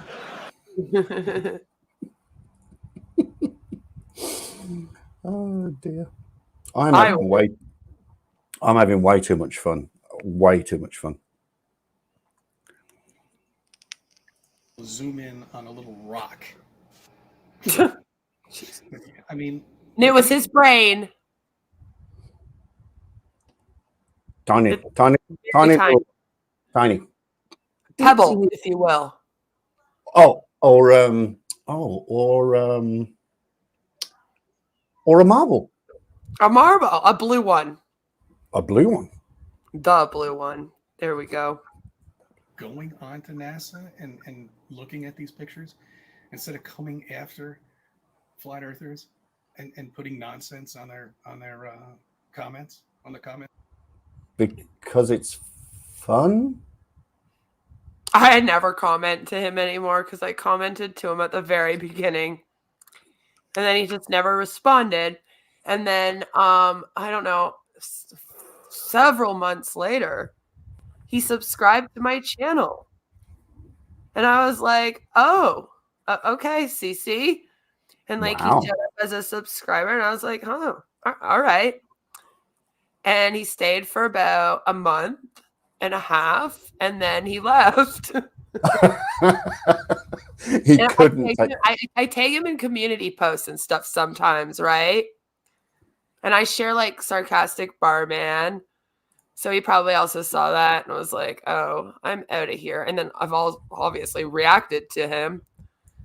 So I don't comment to him anymore. So which one of you globe earthers are being so mean to CC here? Yeah. Stop it. Guys, that's not nice. It's not fun. It's not entertaining. It's not whimsical. Just stop it. That was sarcasm. Please keep doing it. Do it more. It's really rated anymore. They amuse us. But do you even bother? Especially since he gets mad about it. Yeah. The nonsense. I guess these people don't. These people? These people? Have to take a look at it from the Are we these people? Is that us? Am I one of those? Are you and I one of those people? Yeah. Are we these people? Like us, the chat here? Is he talking about us? these people. Shit, Like, we're everyone famous. basically. We're famous. Awesome. We're on CC's videos because we are these people. These people. We are the secondary characters of this man's story. Oh shit. Try to picture before it was when you were a flat earther and you heard on the news that we were going back to the moon nearly 52 years later. What have they been doing for the last 50 years? Wouldn't you ask that question? Oh, wait, Chuck. Oh, here we go. Chuck, Yep. What do you think they've been doing for the last 50 years? It's actually 53, but you know, who's counting? I don't know, just sitting around, chewing the fat, thinking about it, talking about it. What's that word again? That word. Sounds like bee search. Oh, I got it. Research. Oh, yeah. Yeah, they could have been doing that. I think that could have been. That's a very plausible explanation. It's an option. Rogue says the Earth is flat. I flew recently and I didn't have to go over any hills. You know? That's because we don't have many hills in WA, dear. That WA is pretty fucking flat. Rogue lives in WA, Western Australia, and funny enough, on the western side of Australia, hence why it's called Western Australia. And I lived there for 10 years, and it's pretty fucking flat. So maybe where Rogue is, the Earth is flat. Maybe he's just doing these for people in WA. Like, that explains it. In flat countries. Yeah, I mean, we have Alberta here in Canada. The province of Alberta is extremely flat. I can totally 100% testify to that. I spent my honeymoon in Alberta. Oh, yeah? Yep. We flew to Calgary, and then we hired a car and drove up. We drove. We drove. That was just the accent coming out of it. Oh, God, I'm turning Chuck Canadian. Oh shit. we were like running off nicely. We were like sovereign citizens. We travelled from Calgary to Edmonton, and trust me, Alberta is exceptionally flat. Yeah, it's pretty much just fields there. It is very, very flat. So I mean, he's got us. He's just addressing the flat countries or the flat cities. Just the flat provinces, states, etc. You know, just the flat areas of the world. That's it. The rest of us with hills and mountains and whatnot, we don't matter. Pale into insignificance. Yeah, Freeman on the land. Oh, don't get me started on Freeman of the land. Oh dear. Anyway, let's finish this one off. Oh, you know, I know what they were doing. I would have thought about it because they lost all the books. You know, for Apollo 11, they probably spent the last 50 years looking at it. I guess they finally found it, so that's why we're going to start doing missions. There you go. That's what it is. That's it. CC's got it. Wow. That's what NASA have been doing for the last 53 years. They've been looking for the book on how to get to the moon 101. Yeah, the book. You know, that book. Because there's only one book, of course. Yeah, it's that book. And it's got everything in there. Everything. And they finally found it, and here we are with the. Yeah, do you know what it says in the Flat Earth book? Because I actually know what the Flat Earth book says. I would love to hear this. Yeah, it's amazing. Okay. So it's about 7,000 pages long, all right? And when you open it to page 7,111, okay? In very, very, very small print. Don't do it. Right in the middle of the page. Don't do it. Don't do it. It says, "You fucking idiot! The world is not flat!"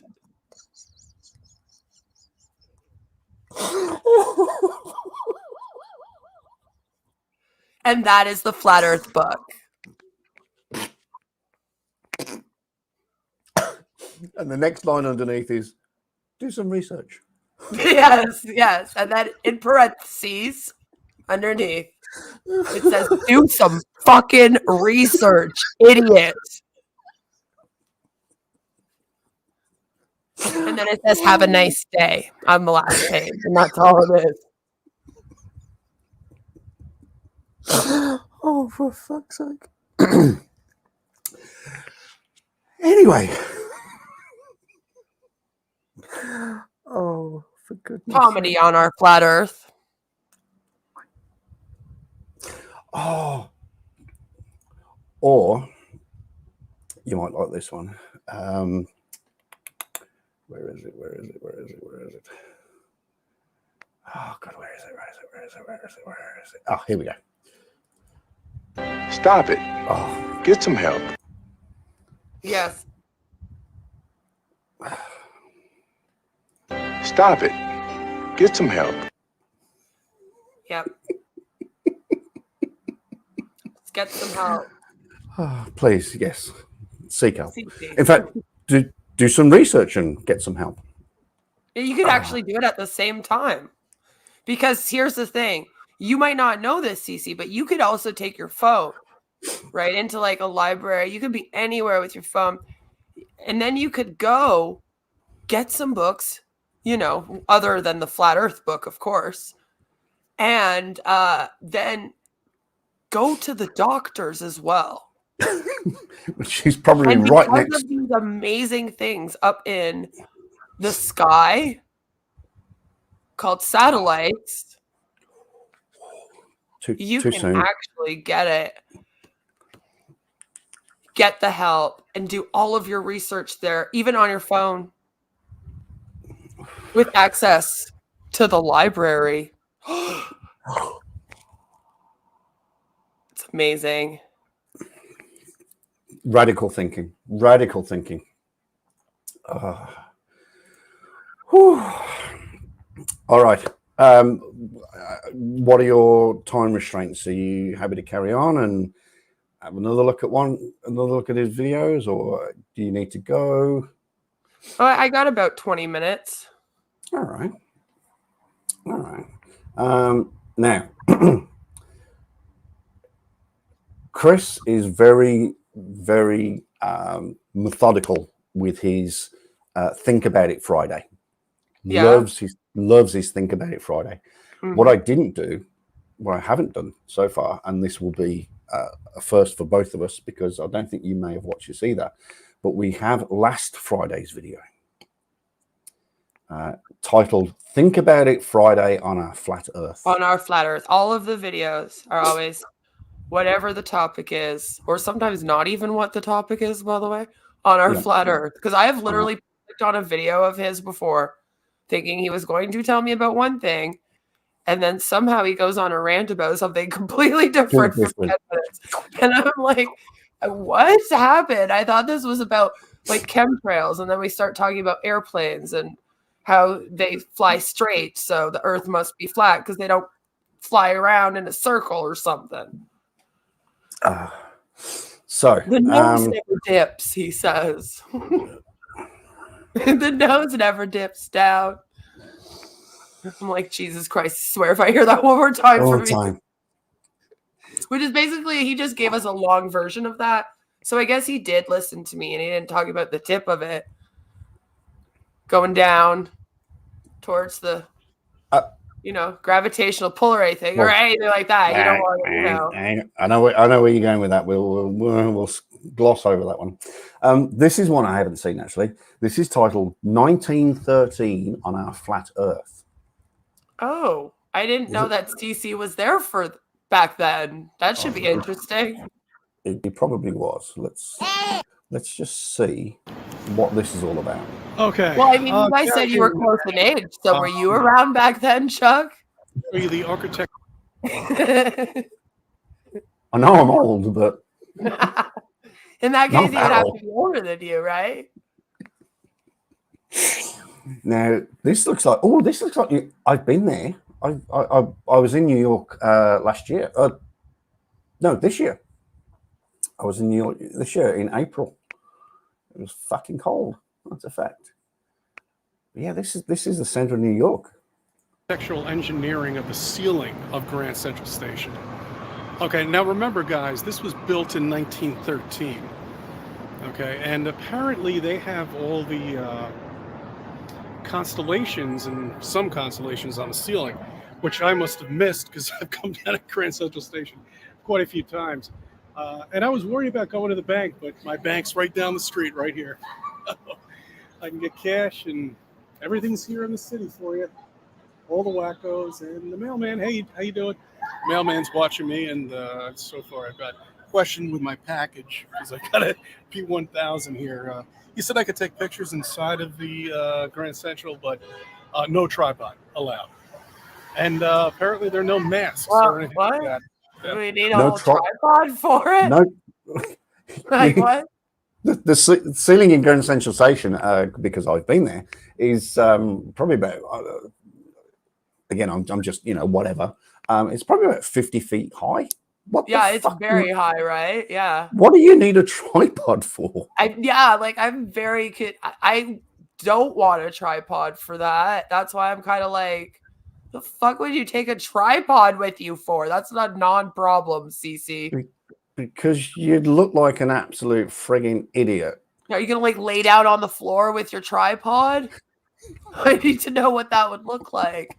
You have CC more than kneeling because he's also pretty tall. Oh yeah. He's not a short dude. You can tell when he does a lot of his videos outside via his shadow and kind of where he stands on the walls. It's he seems pretty tall.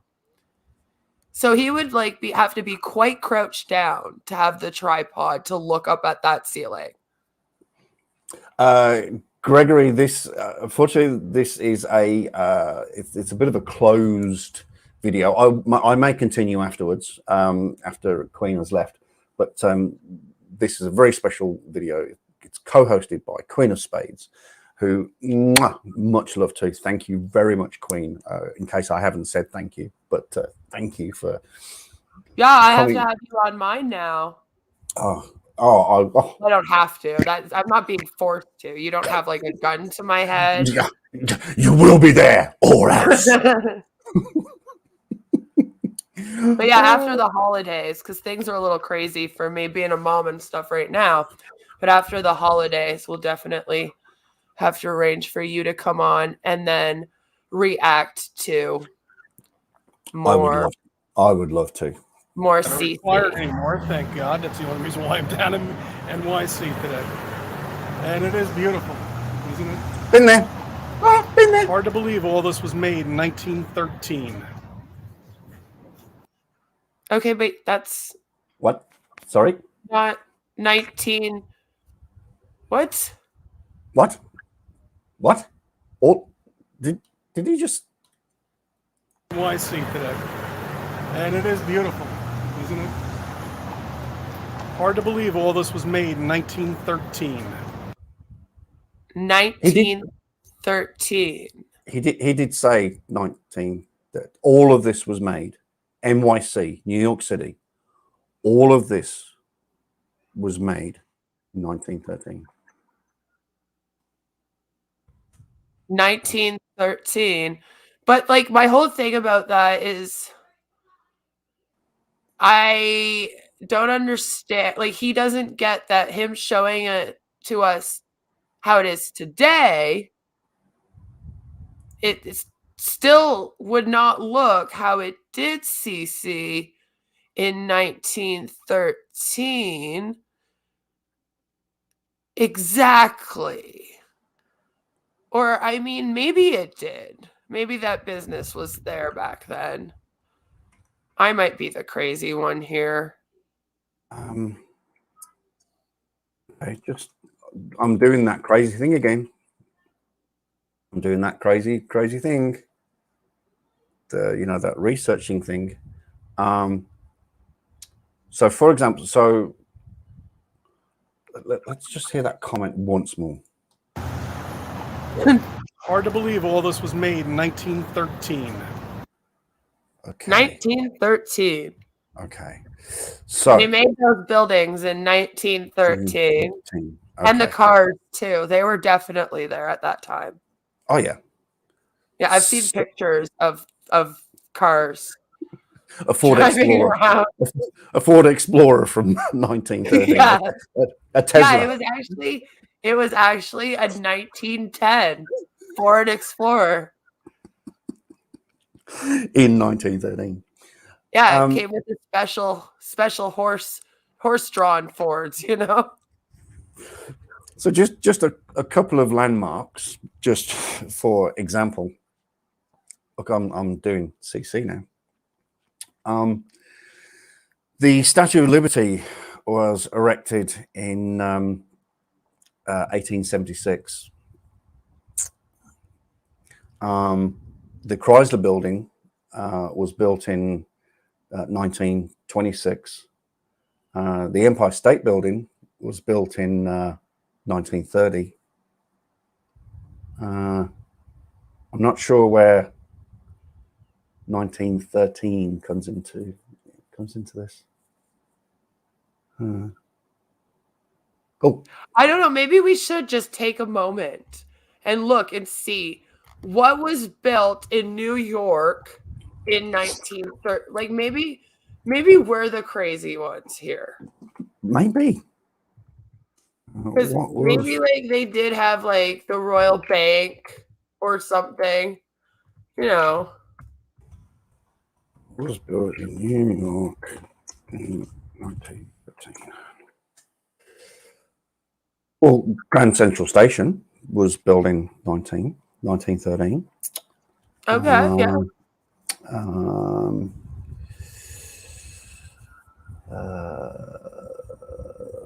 We got some stock photos here. Let's have a look at these stock photos. See if I recognize anything. Oh, they also did the Woolworth building. Woolworth building, yep. That was another one. It's possible. What is that? The new what? The new municipal building facing City Hall Park. That was completed in 1913. New York World building. Yeah. New York Tribune building. And then that's really it. Like there wasn't really anything. Yeah. So either everything else was built before that or after that. But he's not around any of those places. Like if he was showing us one of those places and had said that, I would be like, good job, CC. Look at maybe you actually do know how to do a little research, at least about history, you know, and where you are, I guess. But that's not what happened here. I feel like he's just said that all of it was built. All of this. All of this. All of it. Everything. So there you go. That is the actual central concourse of Grand Central Station. I think I was not paying it enough homage when I said it was 50 feet high. It actually looks like about 150 feet high. That's pretty tall. Yeah. And again, imagine one of those people there with a tripod trying to capture this. Like, I think if anything, he should have said a ladder. That would have made more sense to me. I would have been like, well, I don't know if you're allowed to do that, CC. Like, just kind of carry a ladder into and then climb up. I mean, I don't know if you'd really get in trouble for it. Like, you might have security come and be kind of like, bro, what are you doing? But then I'm sure if you were like, well, I'm just trying to take pictures of the ceiling, like they might like watch you do it just to make sure, but you would also look like a complete moron. And I don't know where the hell you're getting a ladder from. So yeah, just producing one. Oh, but yeah, he'd have to like lay on the floor and take those pictures. It's very, very high. And not only is it high, but it's like dome shaped. Oh, don't say domed. Oh no. You went there. I did. I just went there. It's shaped like a dome. Oh, that hurts my ears. Oh shit, that's funny. All right. I think it's time to let you go and attend to your family business and do your shit. But I just want to say thank you. Thank you so much for agreeing to come and co-host with me on this very special, dare I call, CC bashing live stream and debunking, of course. There's no stars. Oh, geez. What? That was great. That was perfect. Completely debunked yourself. Bless There's you. no stars in his brain. Bless you. There's nothing there. No, what could we say? No more marbles. No more blue marbles. He's lost his blue marbles. Blue marbles gone. Gone into outer space. Oh, did I? Oh, is that too soon? Is that too soon? Now that you mention it, marbles are also globe shaped. No, I'm just being mean now. The fuck? Wowza. Right. Joe's off to bed. Perfect timing. Good night, Joe. Queen of Spade, thank you so much. I have been saying Queen of Spades. I was very correctly corrected by Rogue Nightmare. It is Queen of Spade. I do apologize. I humbly apologize. But I've just got to say thank you very much. It has been 1 hour, 54 minutes that I will treasure for the rest of my life. Indeed. It's also 1 hour, 54 minutes that I'll never get back. Yeah, CC does that. He loves time. It's all right, though. Gone. I had fun with Chuck. Thank you very much for having me on. You can come and check me out. Chuck did post me in the chat. And after the holidays, you can come on. I'll get a hold of you. And we can obviously do this again. I had fun. Thank you. You are more than welcome. Thank you so much. And please, everyone who is still here, please join me in thanking Queen for doing this stream. Thank you very much. You take care. Have a great Christmas. It's just around the corner. Yes, you too. Merry Christmas, everyone, and have a good one. Bye. Bye. Well, there you go. How much fun was that? I can take these out now. Oh, it was easier to. Oh, there we go. It was easier to listen to her and the videos with those in, but they can come out. Wowza! Queen of Spade on my channel. What the fudge?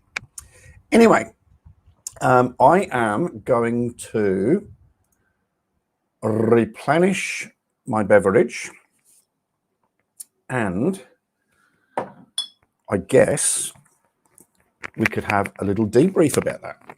Let me just grab another beverage.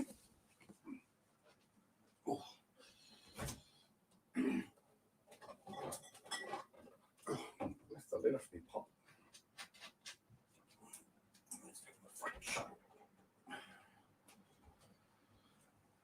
Oh, actually, what I need to do is go and let the cat out. So what should we do in the meantime?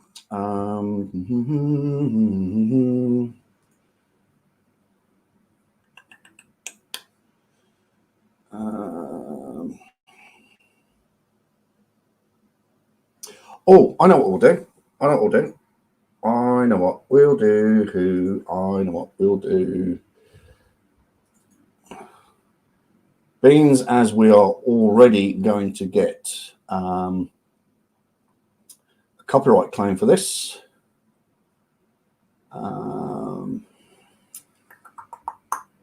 Let me play this. You'll love this. For anybody who hasn't seen this, you will absolutely love this. Let me just cue this up. And I will let you watch this for, how long is it? 1 minute, 50 seconds, which will give me time to put the cat out. I hope you enjoy this. There we go. I'm back. Hello. G'day and welcome. So, let me just click all the right buttons here. There we go. Right. So let's do it. Let's do this. Do that and do that. Then we can do that and do that.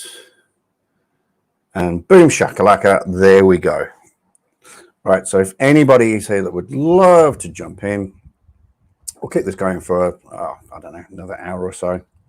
I do have to work tomorrow, an extra shift. So need to go to bed early tonight. Early. Oh, pardon me. Oh, she's still hanging around. Go on, get out of here. You've had your 54 minutes of fame. Get out of here. Oh, that was awesome. That was it was a lot more fun than I totally anticipated. I know she's got a great sense of humor. But that was ridiculous. So, coming to you live from some river, some ocean, some tropical exotic place, also on the opposite side of the earth, again being held to the earth by that crazy thing called gravity. Please welcome Captain Gregory Lawler. Oh, and you are super quiet, sir. Unmute yourself or do something. Can't hear you. I don't think it's me. Very sure it's not me.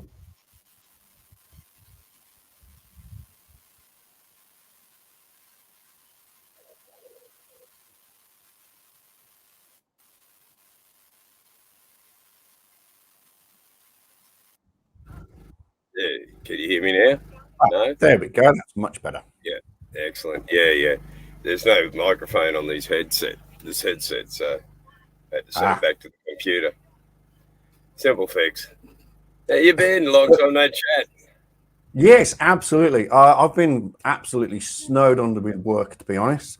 Obviously working in the supermarket on the lead up to Christmas. Trolleys. Hey, they Spade's a flat nose. Chasing trolleys is about the only thing that I get to chase these days. Well, it keeps you fit, mate. Keeps you fit. What keeps you above the earth is always a good thing. That is very true, sir. That is very true. Now, how is life on the SS Lawler? Oh, no, she's doing well, old Pelican. We've been moored, anchored up there for 6 weeks without going out, with various repairs and bullshit involved with boats. And then the weather being against us when she is ready to go out. And by the time the weather stops and there's more repairs to be done, then life on a boat goes on. Yes. Vicious circle, never ending. Yeah. you get on top of everything, then whatever you fix the first time will go, yeah, my turn. Doesn't I was taught this years and years ago, and I can't remember the exact. Doesn't boat stand for something? Yeah, bring out another 1,000. That's it. Bring out another 1,000. Yeah, but as soon as they attach the word marine on it, doesn't matter what the fuck it is, it's $1,000 fucking dollars. Oh, bless. Oh, good Lord. That's why you see all these old blokes sailing around with these gorgeous chicks on the boat. They're selling them. It's the only way they can afford the fucking boat. Every time you see them, there's one less. Yeah. Where did she go? This Asian fishing boat came up and asked how much for one woman. I said, many $1.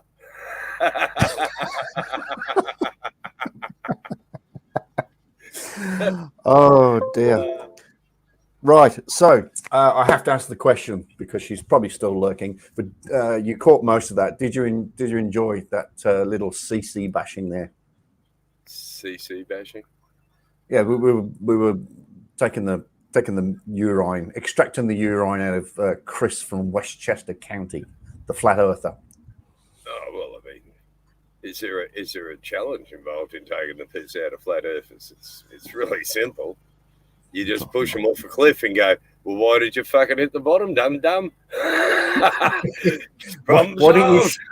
Why didn't you shoot? Why did you go up?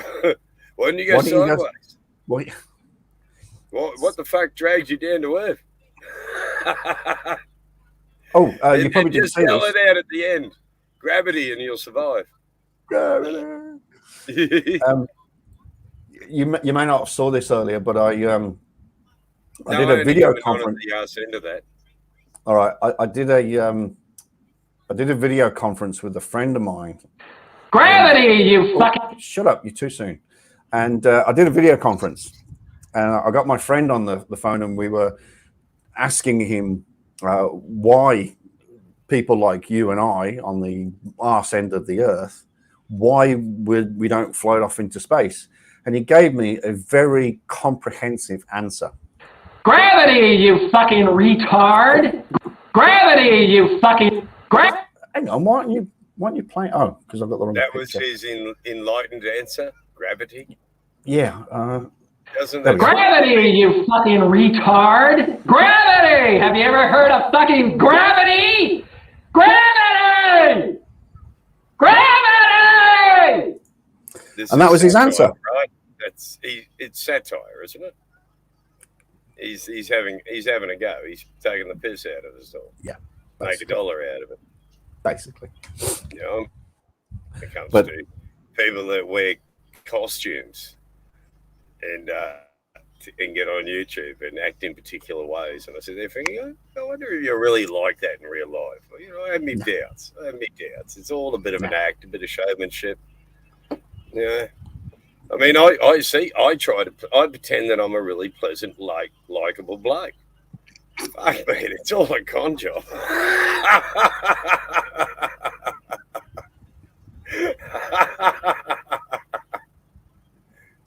But in real life, just an asshole. You're an absolute twat. Yeah. Writ large. I had a bloke get into a party with me over the term writ large, and he goes, "A writ's a legal document." I go, "No, William Shakespeare, you know, writ large." And no, it's a legal document. You're making fucking words up, rah.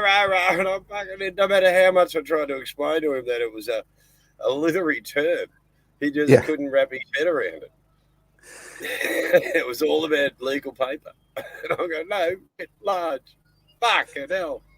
Stupidity. Your name makes stupidity be writ large.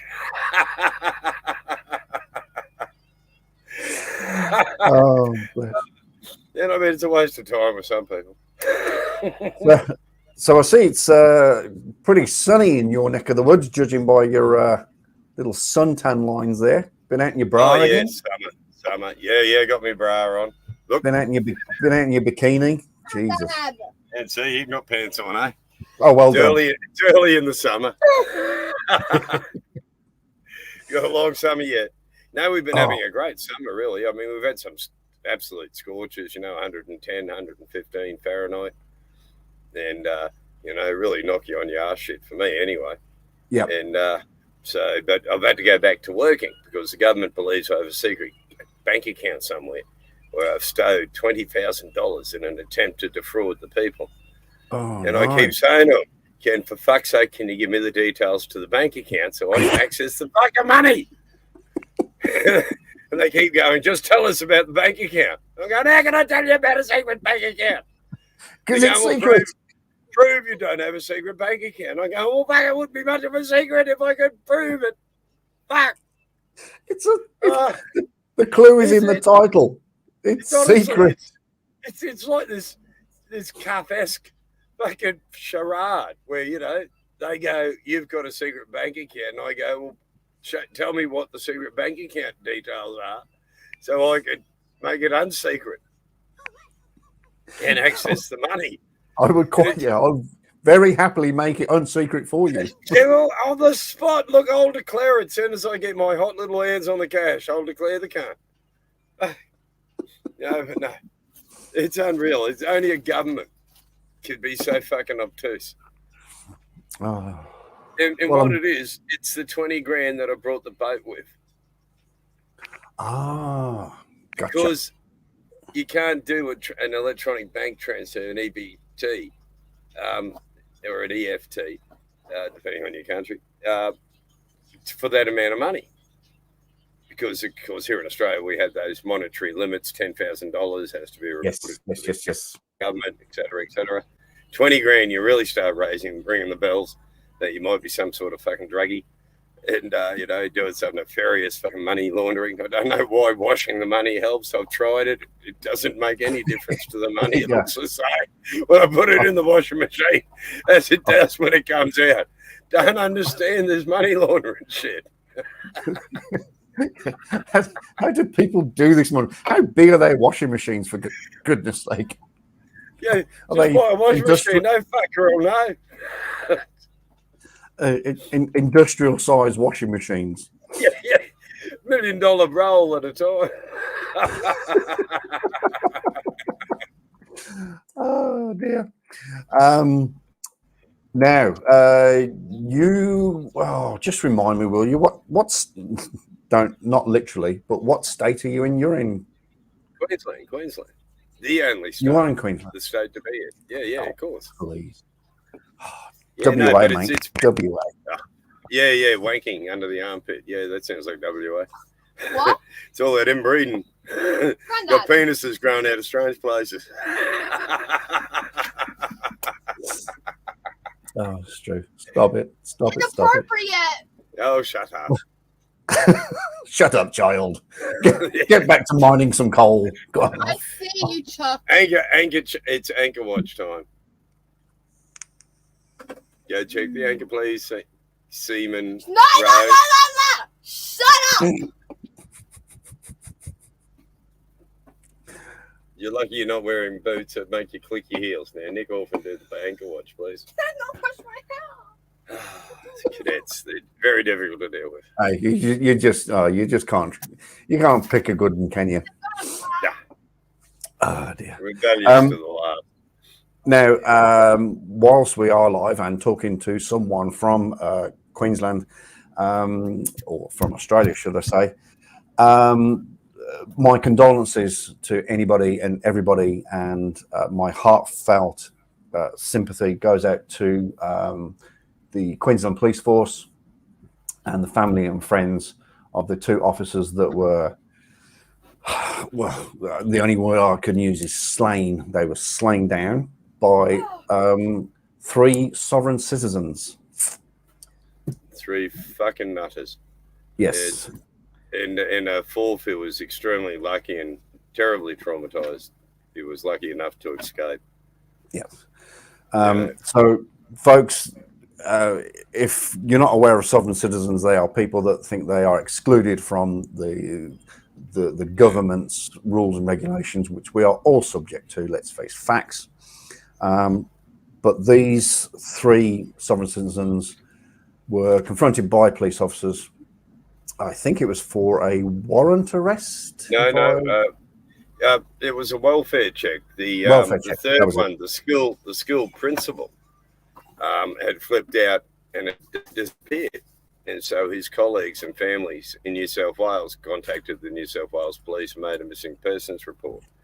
So they passed that on to the Queensland police and said, "Can you go out to this bloke's brother's place and see if he's out there and if he's all right?" So they sent 2 very junior officers, a young man and a young woman, and they rocked up on the scene and they were ambushed and executed in cold blood. Literally executed. There was chased down and executed.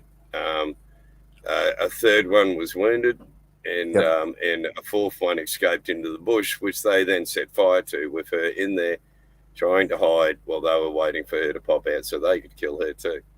Yep. So, and then even the police Bearcat arrived, and they ended up peppering that with bullet holes. In the screen, you can see all the bullet marks, pockmarking the screen of the Bearcat, and the police held off for 6.5 hours, and then shot all 3 of them dead. Thank good Lord that they were killed. Yes, so absolutely. That, in Australia, it's just unheard of that a bunch of conspiracy nuts would deliberately, not since Ned Kelly has there been such a deliberate ambush of the police. Yes, with such a rate of loss of life. Ned Kelly was 4. These pricks were 3. Yep. But they destroyed another. They destroyed innumerable number of lives as a result of what these fucking cowardly pricks did. Yep. Yeah. So to you sovereign citizens out there, just don't do it. Don't do it. You are subject to rules and regulations and laws and codes and statutes and everything, just like the rest of us.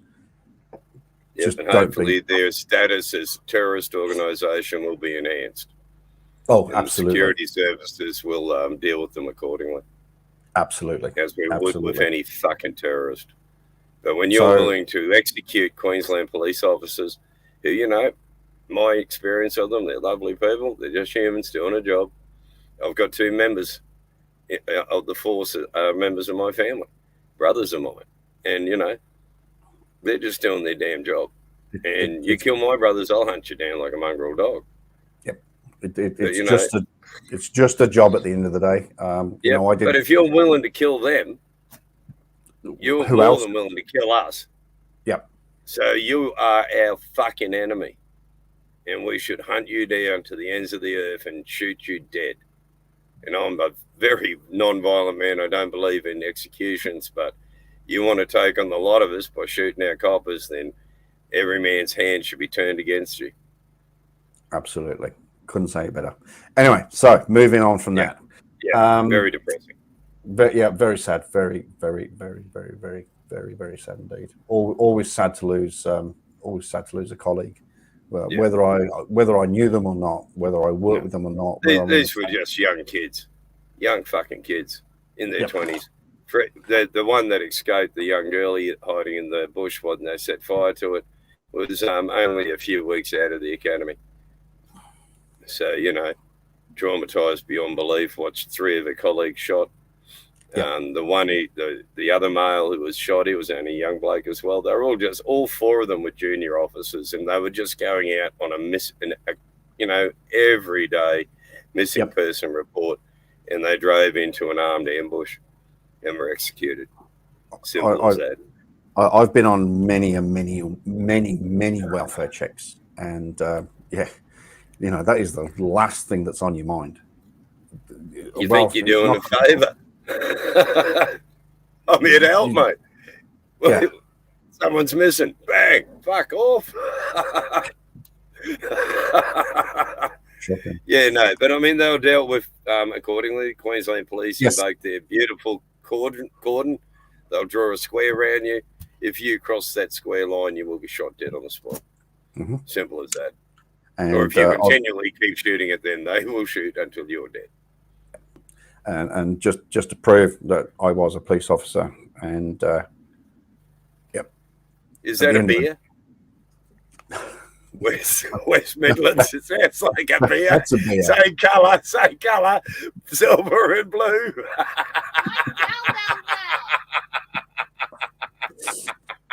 Behave yourself. An Elco's badge. You don't get that, see that often. Behave yourself. I know, West Midlands. Right. Where are the West Midlands?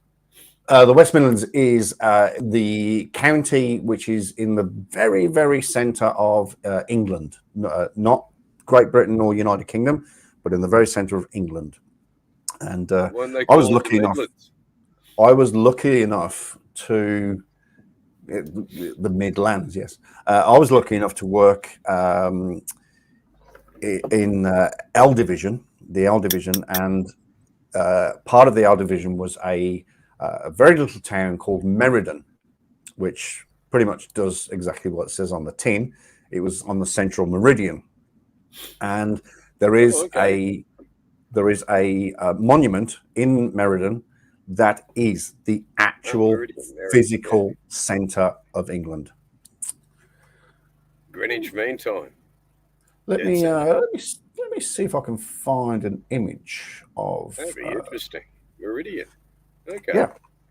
So it's called a Meriden. bit like the belly button of the world, which is in Rome. It's a piazza in Rome, and it's the belly button of the world. It was the center of the world on the Roman maps. Meriden maps. Typical. When the problem's got to be bigger than the Romans, they went, "Yeah, no, fuck it, we'll move the belly button here, the meridian." In fucking Meriden, yes. Yeah. Cheeky bastards, them poems. I mean, once upon a time we did, conquer the earth, but hey ho.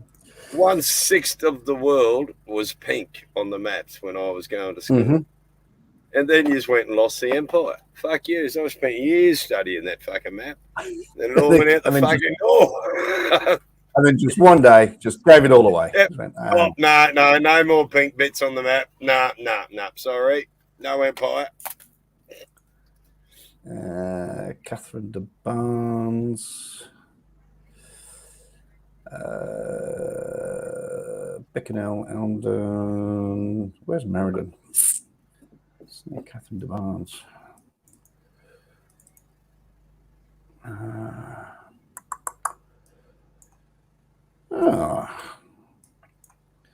Meriden seems to have vanished off the map. What the fuck? No. Hampton Arden. Oh, I can't find it. I can't be asked.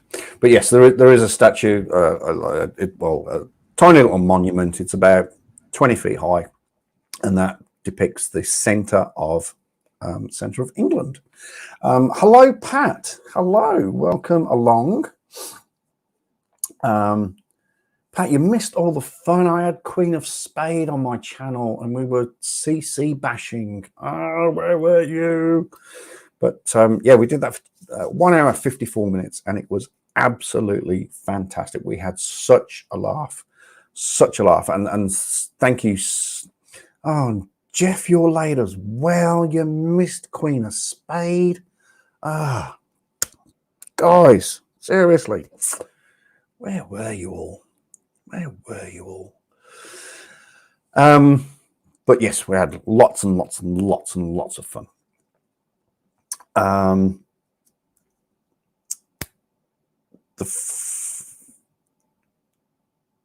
I late? Yes, you are very late. Very late. 2 hours, 22 minutes late.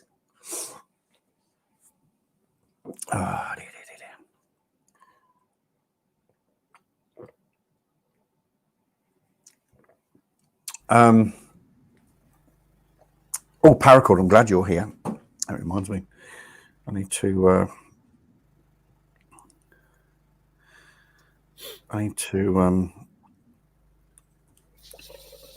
log into my Candy Crush. So that's about it. Oh God, I think that's about it. Well, we'll go for another few more minutes. We're having lots of fun. The link to the StreamYard is up at the top of the comment section, somewhere over there. So if anybody else would like to join in with the conversation for a wee while, another 10, 15, 20 minutes maybe, then please feel free. Oh, there you are. You're back. Still there. I was just partaking of a herb to calm my blood pressure. Oh. Very necessary living on a boat, I can tell you. My God, they say, get a boat. You'll love it. Very distressing. I've never been so fucking stressed in all my fucking born days. Oh, my God. Being woken up at 3:15 in the morning to find a 45-foot catamaran fucking slam side on into your bow in a 35 gust winds. I mean, what could be possibly stressful about such events like that? We're about to slide on my bum up the deck because the wind's blowing so fucking hard. My little 70, 65 kilo frame wouldn't hold on the deck. I'd have to get up there and relying on swearing a lot at this boat and kicking the living fuck out of it until it let go of my boat and fucked off downriver and then went, fuck, now I've got to call the cops. Oh. So I call the cops, the water police. I go, oi, there's a 45-foot catamaran fucking out of charge, no one in charge, hooting down the river. It's going to crash into everyone else's boats. It's just crashed into mine. I've just kicked it off. Can you send assistance? They went, oh, yeah, no, we'll send dispatching a unit immediately. You know when the coppers showed up? Dawn. 5:30 the next morning, the police boat shows up with the red and blue lights going, carried on like pork chops. By then, it had slammed into 3 or 4 boats on the other side of the river, then hooked into a big steel crab pot boat and was locked in that and getting the shit smashed out of it by the steel boat. And then the police show up. But I can't blame them, really. There was no lights on this thing. It was dark. It's 45 foot long. And you're in a little fucking rib boat. Yeah. I found it. Smack. Yeah. Yep. We can see your lights under the water there. Yeah, Mark. Well, well done. Oh, that's all I can see there. Reluctance to come racing out in the dark to find boats in 35 knot winds hooting down the fucking river at you. I mean, 35 knots, what, about 70 mile an hour or something? That's a good, that's a good rate. Yeah, that's a good rate of knots coming at you. Quite literally. We do have another guest. Somebody has taken me up on my challenge, and I am glad to welcome to the screen, to my live stream, should I say, Paracord Princess. Howdy, guys. Hello. How are you? Oh, getting better. Good. So I assume you've jumped out of more aircraft than you've landed in. It's a sign of insanity to jump out of a perfectly good aircraft. I was a welder. A welder. A very handy skill while falling through the sky. Great skills if you've got them. Oxyacetylene, oxygen.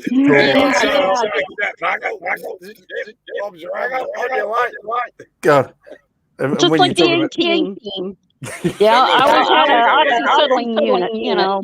Always had one. Always handy. Echo. Oh, am I?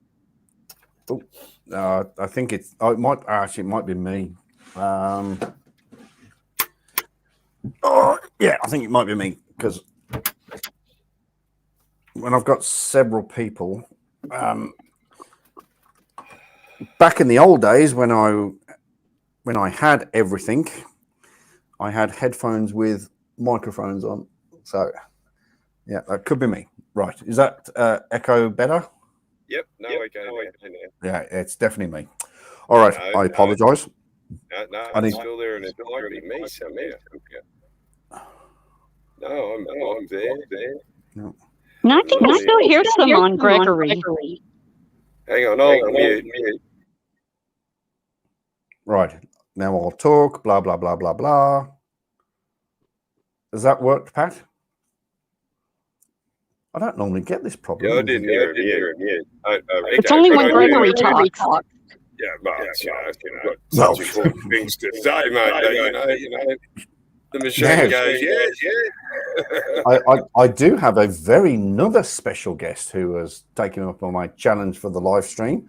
A very good friend of mine, the creator and owner of a channel called Facts or Fraud, or Facts or Fraud, should I say, puts out hilarious videos, very well scripted, very well contented, very well delivered.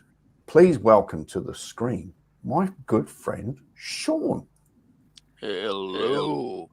Hello, my dear friend. How are you? I'm doing fantastic now. My vehicle is fixed, and I got back home, and everything's good. That's right. I remember you telling me about that. That was a scary time there for a wee moment. Yeah. Worse than a 45 catamaran slapping into your ass. I got a question for you, Chuck, because I'm dealing with a pretendian in the States here. Uh-oh. And they call themselves before I tell you their name, when I say Aboriginal, what do you think of? Indigenous Australians. Oh, okay, good. Thank you. Yeah. Now, do you know of anybody else, any Indigenous that refer to themselves as an Aboriginal, other than the Australians? The Taiwanese Aborigines refer to themselves as Aborigines. Okay, the Japanese named them Aborigines. I know where he's going with this. Let me have a little think. Not as a proper name. No, I think what Sean's referring Rhymes to with four. is rhymes with bore, rhymes with core. No, actually, well, semi. It started with that, but he's moved on to full-on pretendian. But he calls himself. Now, this is why I've ignored the guy, because I just thought he was an Australian channel. Right. I thought. So you ignore him for being Australian. No. That came out wrong. No, let's face facts. We do ignore the majority of Australians because they're Australian. No. His claims and all the headlines he put out and stuff like that on his videos. I just looked at it and he said, and his channel name is Aboriginal Power. I'm going, okay, so he's an Indigenous Australian, and good for him. I would assume that saying that myself. Yeah. So he comes on and then he claims 3 or 4 tribes from the States. And I'm going, do you even realize what Aboriginal means? Because that we don't refer to ourselves as that. And there's a reason for that. We have respect for the actual Aboriginals. Yep. Yeah, no, I'm hearing you. First Nations people. Right. Is my go-to definition when talking about Indigenous Americans. Right. And that's North America. That's, Canada. And I just then you get to the Inuit, and that's another mob altogether there. Yeah, I just did not get, and I still don't get it, because he refuses to accept the fact that it's not a North American Indigenous person as Aboriginal. He refuses to accept it. He goes, no, look at the etymology of the word. I'm like, oh dear God. Oh dear God. And then they wear those ridiculous headdresses. Yep, you can buy them on Amazon every day. Yep. You can buy cheap cultural appropriation. China. Yeah, exactly. They're made in China or Polynesia. Oh my Lord. And then I asked him, okay, since you got that one wrong, I'll ask you an easy question. Who signed the very first treaty with America? What was his answer? The Peace and Friendship Treaty, Chuck. Oh God, no. And I corrected him, and I said, please, just sit down and shut up now, because I said it was my people that signed the first treaty, and that was to join America to beat the South, but that was in 1776. How would you know that stuff? Sad man. God, please, not the Treaty of Peace and Friendship of 1787. That was his first answer. You gotta love I cannot imagine what the US education system is like. It must be abysmally fucking terrible. Honestly. No, it's not the education system. It's these people that are just so self-deluded. Yeah, absolutely. I'm just looking at his channel now, and yeah, he's special, eh? Well, he has 2 or 3 he's channels. Special, he went to a special school. Yeah, he has 2 or 3 channels, and all of them have been demonetized. And the most views he gets on one channel is like 50 to 60. The other channel is like 600. But yet he has 29,000 subscribers. I know. That's what I'm looking at. With subsidy and 60 views. Yeah. I suspect someone brought a sub or 2. You think? Just a few. Let's do this. Here we go. No, you want to get that last 100 to get to 29 grand. You know, you can understand the temptation. Look at this. 28.1 thousand views. Right. And 360. Can I blow this up a little bit? How do I blow this up? I think it's asinine is the word that comes to mind. Oh, here we go. Control plus. Here we go.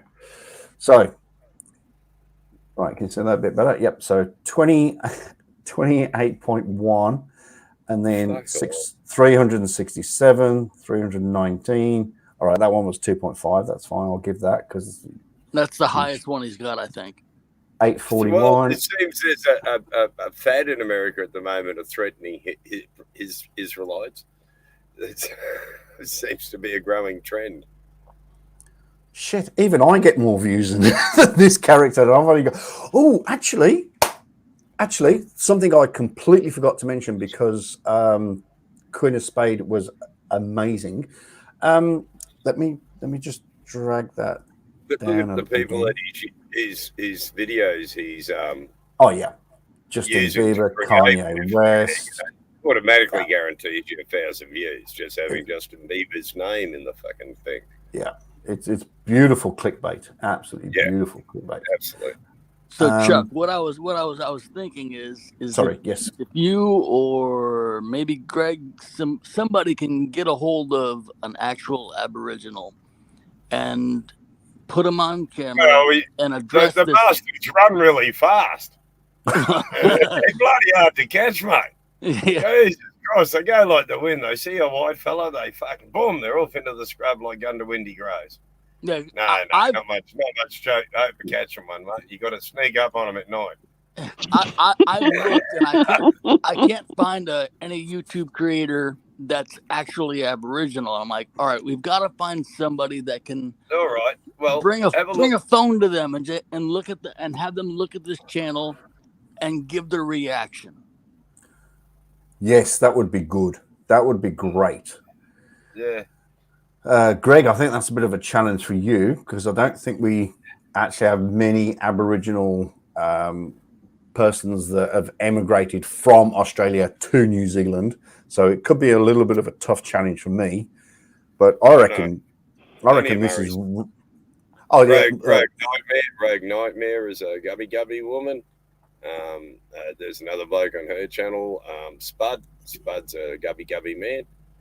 I myself have a university degree in Australian Indigenous Studies and worked on native title claims and shit, and I love pulling the piss out of pretenders because that's all they fucking are, and they're just full of shit. But here we have different laws governing who is and who isn't Indigenous. Right. Yeah, well, the Aborigines are protected people, correct? Yeah.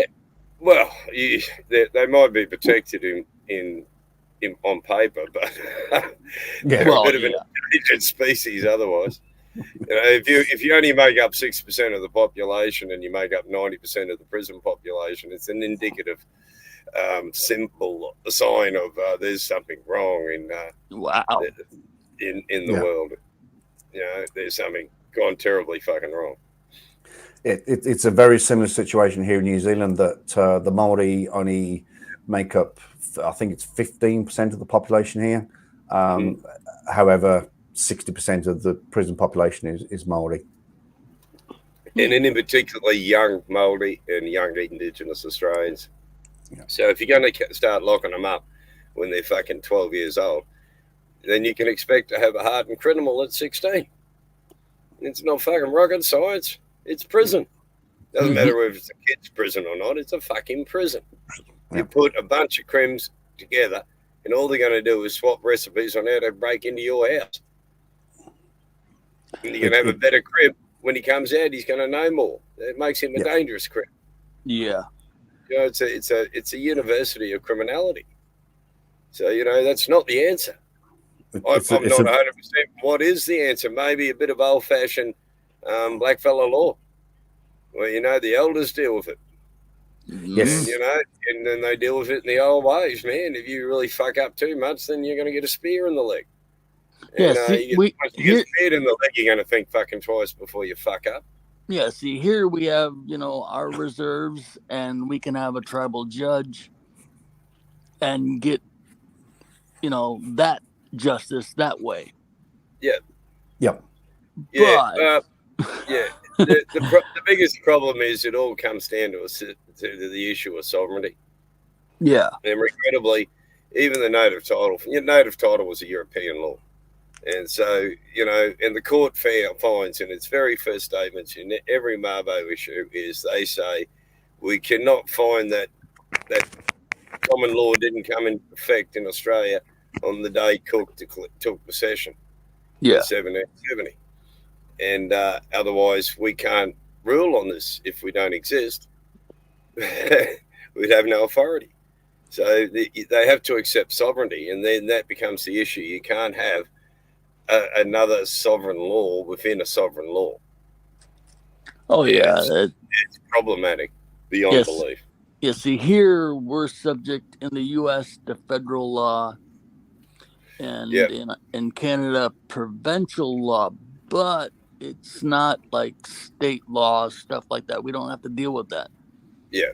As long as we're on the reserve. If we're off the reserve, hey, we're fair game. Yeah. No, the reserve system here, which you can thank us for that. The Australian government came up, well, the Queensland government in particular came up with the reserve system, which was adopted by the rest of the world. And ours started under President Andrew Jackson. Which was what, 1820 something? Yep. No, 1820 is a bit early for us. In 1894, we came up with this wonderful law called the Aboriginal Opium Protection Act. And it set up the reserve system where you had to have your dog license to leave the reserve and all that sort of shit. Yeah. And you know, you had to live on the reserve, and they could define who you married and who you didn't. The children were separated from you and educated by the system. Oh, wow. Well, see, that happened to us back in the day, and then yeah, I've read of the boarding schools. It sounds absolutely horrific. Yeah, after all the children started up missing, they put an end to that quick. Yeah, well, here, I mean, Aboriginal children still can go missing and not much gets done. Well, yeah, I mean, we still have, you know, Indigenous women that go missing, and we don't have answers, and they don't seem to care. So the highway of tears. Yes, I've read up that. Yeah, that's terrifying. I would hate to be the parent of a young First Nations woman in Canada. Jesus. Yeah. Terrifying. Yeah, and it happens almost weekly, and you don't see anything done about it. No, and not even much coverage in the news. That's that whole, everyone's equal in the eyes of the law, provided you have enough money and you can excite enough interest. Yeah, then you might get some justice. Otherwise, if you're nobody and you're voiceless, well, the too hard basket. Yeah, I thought once I talked to this idiot, and I thought of you guys, and I'm like, man, they'd get a laugh out of this guy's name alone. I'd destroy him. Part of my studies was to have a look at the Inuit setup in the northern part of the American continent. Right. And that was fascinating for me because there really wasn't an issue. I mean, the difference is you mob got treaties and shit. Right. Where Aboriginal Australians didn't get treaties because they were regarded as British citizens. The British government doesn't have treaties with its own citizens. Oh. And they also, in theory, don't use their army against their own citizens. In theory. Yeah. But, regrettably, there are occasions when the army sallies forth and wreaks a bit of havoc and then retreats at the behest of the government. Yeah, like I said, I thought of you guys, and I'm like, oh my, they would slay this man. Oh yeah, there's a good relationship between the North American First Nations people and Australian First Nations people. Yeah, there's lots of back and forth, and there's a lot of similarities in the cultures. Right, and there's mutual respect between us both. Oh, 100%, man, 100%. Everyone, it's essentially everyone who's ever been colonized, man. Oh, yeah. The stories are so fucking similar. But I didn't know about the Taiwanese indigenous. The were called Aborigines. I didn't know they were called Aboriginals too. Wow. Yeah. Well, Aborigines. It's actually written as Aborigines. Well, Aboriginal is actually the adjective. So you would say he's an Aborigine, but if you're saying, hey, that Aboriginal man. Yeah. See what I'm saying? So Aborigine is the noun and Aboriginal is the adjective. And and this common guy is usage using now everyone just says Aboriginal. Yeah, and this guy's using just that part wrong too. He doesn't know the definition of it, and he's using it wrong. Yeah, 100%. And I mean, I love it. You just kick the ball down the field and say, "Oh yeah, but you're not the first mob here. There was a mob here before you, and you came on the land bridge." And I'm amazed. This fucking land bridge popped up in a lot of fucking parts of the world. It popped up between the steppes in fucking North America. It popped up between the north of Australia and the rest of the place. I mean, fuck, that land bridge got around, eh? It must have been during Pangea when the Moors ruled everything. Oh, absolutely, yeah, definitely during Pangea. The old Moors were down here wreaking fucking havoc. But the dingoes got onto them and sorted that out. Yeah, because let's not forget dingoes. They definitely eat babies. So, but that's right. They kill children. They eat babies. I'll kill adults if you're dumb. If you're that stupid. Pangea. Running is not a good move, and never ever let them finish the circle, because any dog pack attack, once that circle's complete, you're fucked. Your chances of escaping the attack is you've got to break out of that circle before it finishes closing, because when they close that circle, there's nothing you're going to be able to do but start fighting fucking hard. That's interesting. You're going to go down. And of course, Pangea was only just a moment ago in history. It was only 300. It was only 335 million years ago. I mean, I remember. I was on my way to school. I remember it like yesterday. Big boom! Fuck hell! I just fixed the sail on the boat, and I was heading down. What hell of a bag, mate! Scared the shit out of me. And next thing you know, the land's moving and everything's just drifting apart, and I'm going, "What the? Where do I go?" You're going, damn! Now I'm going to be late for work. Yeah, you're going to be pissed. And the boss will never believe my excuse. You should try ringing your boss up and saying, "I'm not coming to work. There's 3 boats in a row now have come downstream and slammed into mine. And if you think I'm leaving the boat, you can fuck off." And he's going, "No, you just stay there, have fun." I'll ring in the morning and see if you survive. Oh, yeah, tell mate. Yeah. If you don't turn up tomorrow, then I might get a bit worried. We might nick down to the reserve and have a geeky and see if you're still there. Oops, he's gone. Should we ring up? No, we'll go to the pub, have a drink, and think about it. And if he's still not here, we'll fucking, we'll put a beer on the bar. If he hasn't shown up within 5 minutes of that showing up, then he's obviously in trouble.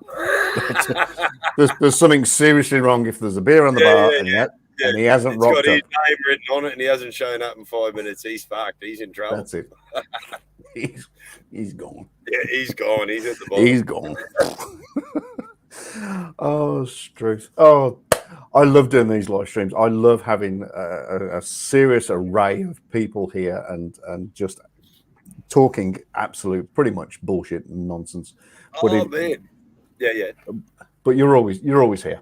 Now, I've just had a quick look at a couple of this chap's videos while you've been talking, and scary. Oh, scary. He has no idea what he's talking about. Absolutely scary. I've just been reading the while I've been playing. I've had the captions on, and you found a doozy, didn't you? I found a utter bloody drongo. Oh, go on. Are you talking about comments on your stream or somebody else's? No, on the Australian Power TV guy. Oh, Powered TV guy. What the fuck? Well, that's what I refer to him as because now. No, he says he's at original Power TV, and I'm like, well, no, you're Australian Power TV. Get that right.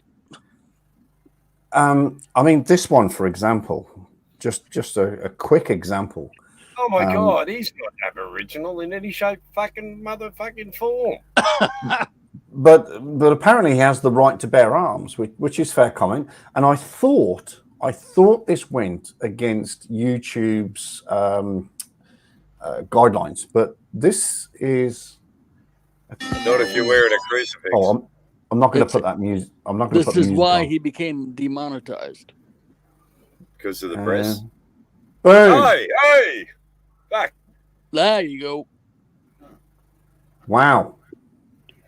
I'm glad I guess flashing Uzis is not on the community standards. Control there if he's bigger. Yeah, YouTube's TOS does not like that. And it gets better. Oh, let's go. The bigger guns. Yes, that gun wasn't big enough to kill someone. This one fucking will. This one will sort you out. That last one was the love tap, love. But this one, look at that. Yeah, that one gonna knock you on your ass. Oh my stars. Why? Who, please, will you tell the rest of the world what's happening in the future? Because you mob have obviously got news that some shit's coming down the pipe and we haven't heard it yet. You're all armed to the fucking teeth. What the fuck's going down? Just tell us.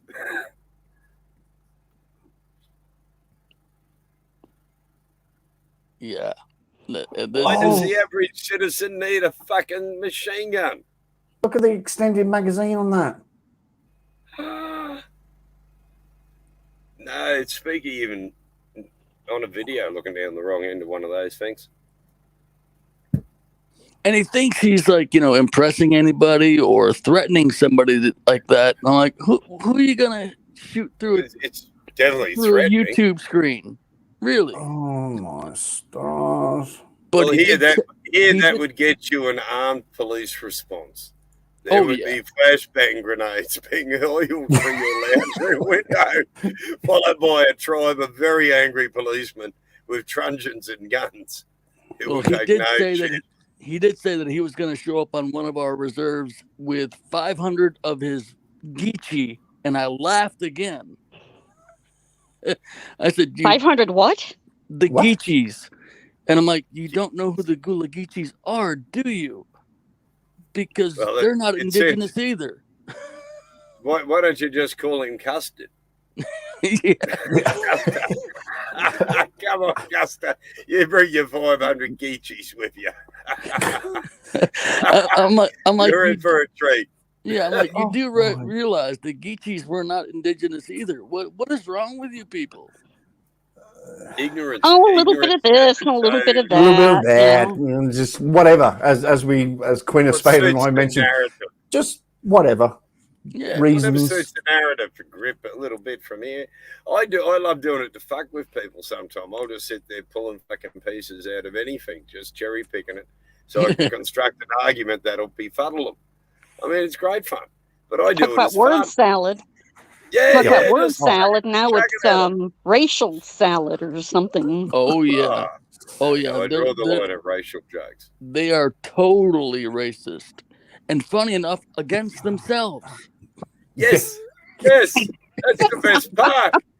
I'm not black. The old holy fuck mother, don't you have a mirror? Jesus, what do you mean you're not black?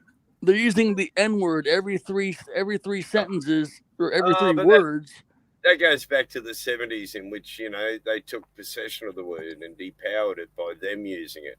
Yeah. You know, in a way depowers it, but now it's gone to the extreme.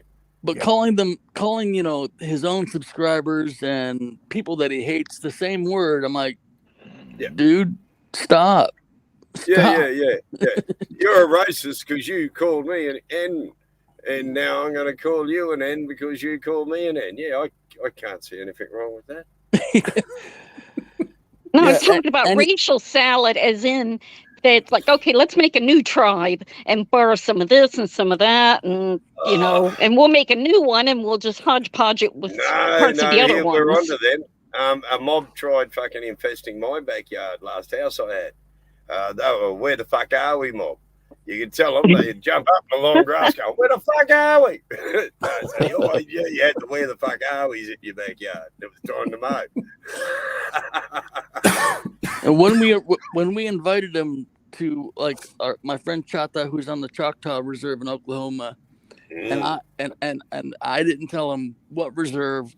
I just told him I'm Lenape, Delaware, as the English call us. I said, but you're more than welcome. I'll meet you on a mutual ground on a reservation in New York. I said, that's fine. Or Minnesota, or wherever you want to go, there's going to be a reservation. And he goes, well, we'll show up, but you'll have to come out off res land to meet us. And I'm like, no.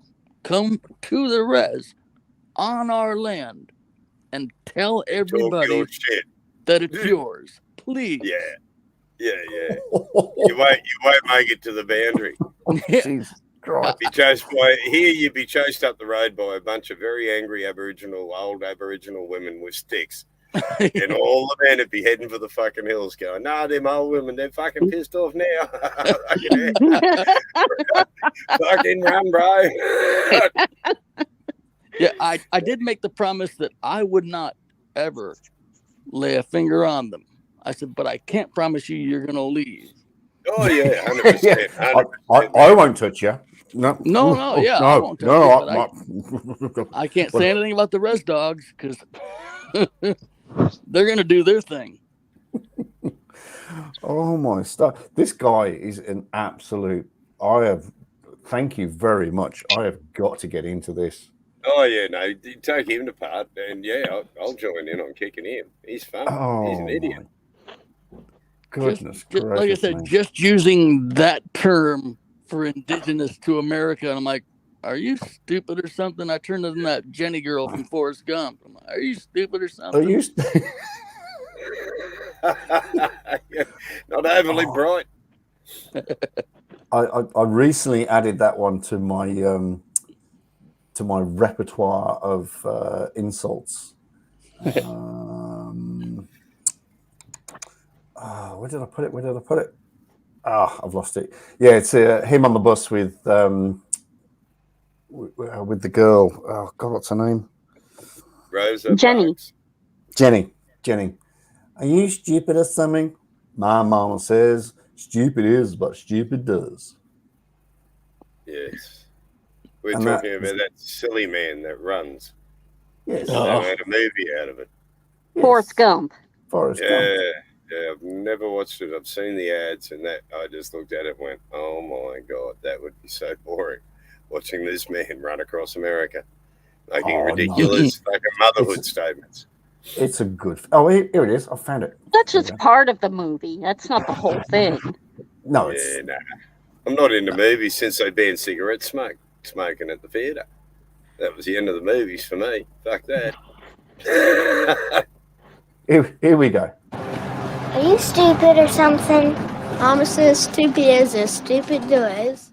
There you go. Are you stupid or something? I'm as stupid as stupid does. There you go. Yeah. Look at all these I've got. Look at all this shit. Oh, love it. Oh, here's another one. This guy is fucking stupid. They've all been done to death. Those two clips have been flogged in every damn video I watch. Yeah, that's why I try to find clips that aren't Original, used as much. Yes, go with, original. Good. Oh, now it's head's exploding. Oh. It's hard work. Now, I do have a very good friend of mine, Everett Anderson. If you've ever watched any of his videos, I will find his channel and put the link in. You must watch Everett Anderson. He is so creative with his videos. And every video, I can guarantee, every clip is completely and utterly different. Every video. That's good. And it annoys the shit out of me because I don't know where he fucking finds them. But there you go. There's the link to Everett Anderson's. He's a 100% flat Earth. He doesn't debunk stuff. He just takes the piss out of them, and it's brilliant. But go and watch Everett Anderson, and his little clips, his little inserts are brilliant. Where he finds them from, I don't know. I keep asking him, and he keeps telling me to go fuck myself. I say, where do you? I'm not telling you. Go fuck off. Love it. Fuck off. He's brilliant. You do it yourself. Just fucking go do it yourself. Do your own research. Oh, geez, research. There's that word again. A much maligned word these days. Oh, it's shocking. In fact, funny enough, I've got one for this. Here we go. Let me do that. You'll like this one. Hello, I'm Serafina. Welcome back to my channel, Serafina Tarot. Today we have another card, 1 minute reading. Wait for it. Do some research. Do some research. Put the cards down and do some research. Do some fucking research. Love it. Love it, love it, love it. So, your latest video, my good friend, absolutely fucking loved it. Shared it the second I saw it. The child support scam. The child support scam. Oh my god. With Alf David. I mean, hang on, there isn't visual photo of the faces of the perpetrators. I just want to know whether I should put my dark glasses on. In fact, makes me nervous when I hear child support fraud. What me? No, officer. No, mate. Where are they? What kids? I never saw no kids. Actually, speaking of kids, I better go check my granddaughter's still on the boat. Taking a sec. Yeah, this dude was only ordered to pay $150 a month, which is pure insanity in my eyes because that doesn't even feed a child. I've got to be honest. When I heard that figure throughout the whole thing, and then I heard $150 a month, I went, "Yeah, you're only going to pay $150 a month, and you're not paying it?" Right. He's $8,000 some odd dollars behind, and I'm going, $150 a month. The kid's over 3. You haven't paid anything. If I remember correctly, I think I do remember this correctly, he was $8,732.38 behind. Not that I was paying attention. Yeah, and the judge locked him up and said, "You have a $2,000 bail, which will go to the mom towards the back owed support. Then you're still going to owe $6,000." And support doesn't stop if you're locked up. They don't understand that. He thinks it's a vacation. No, you're still going to owe the $6,000, and you're going to be thrown in jail again for it. And his whole argument which was absolutely classic, was, well, I had an alleged felony charge against me. Well, it was a felony, but there are many, many, many people out there that are felons or have felony charges or, been through it, but they still got a job. Yeah.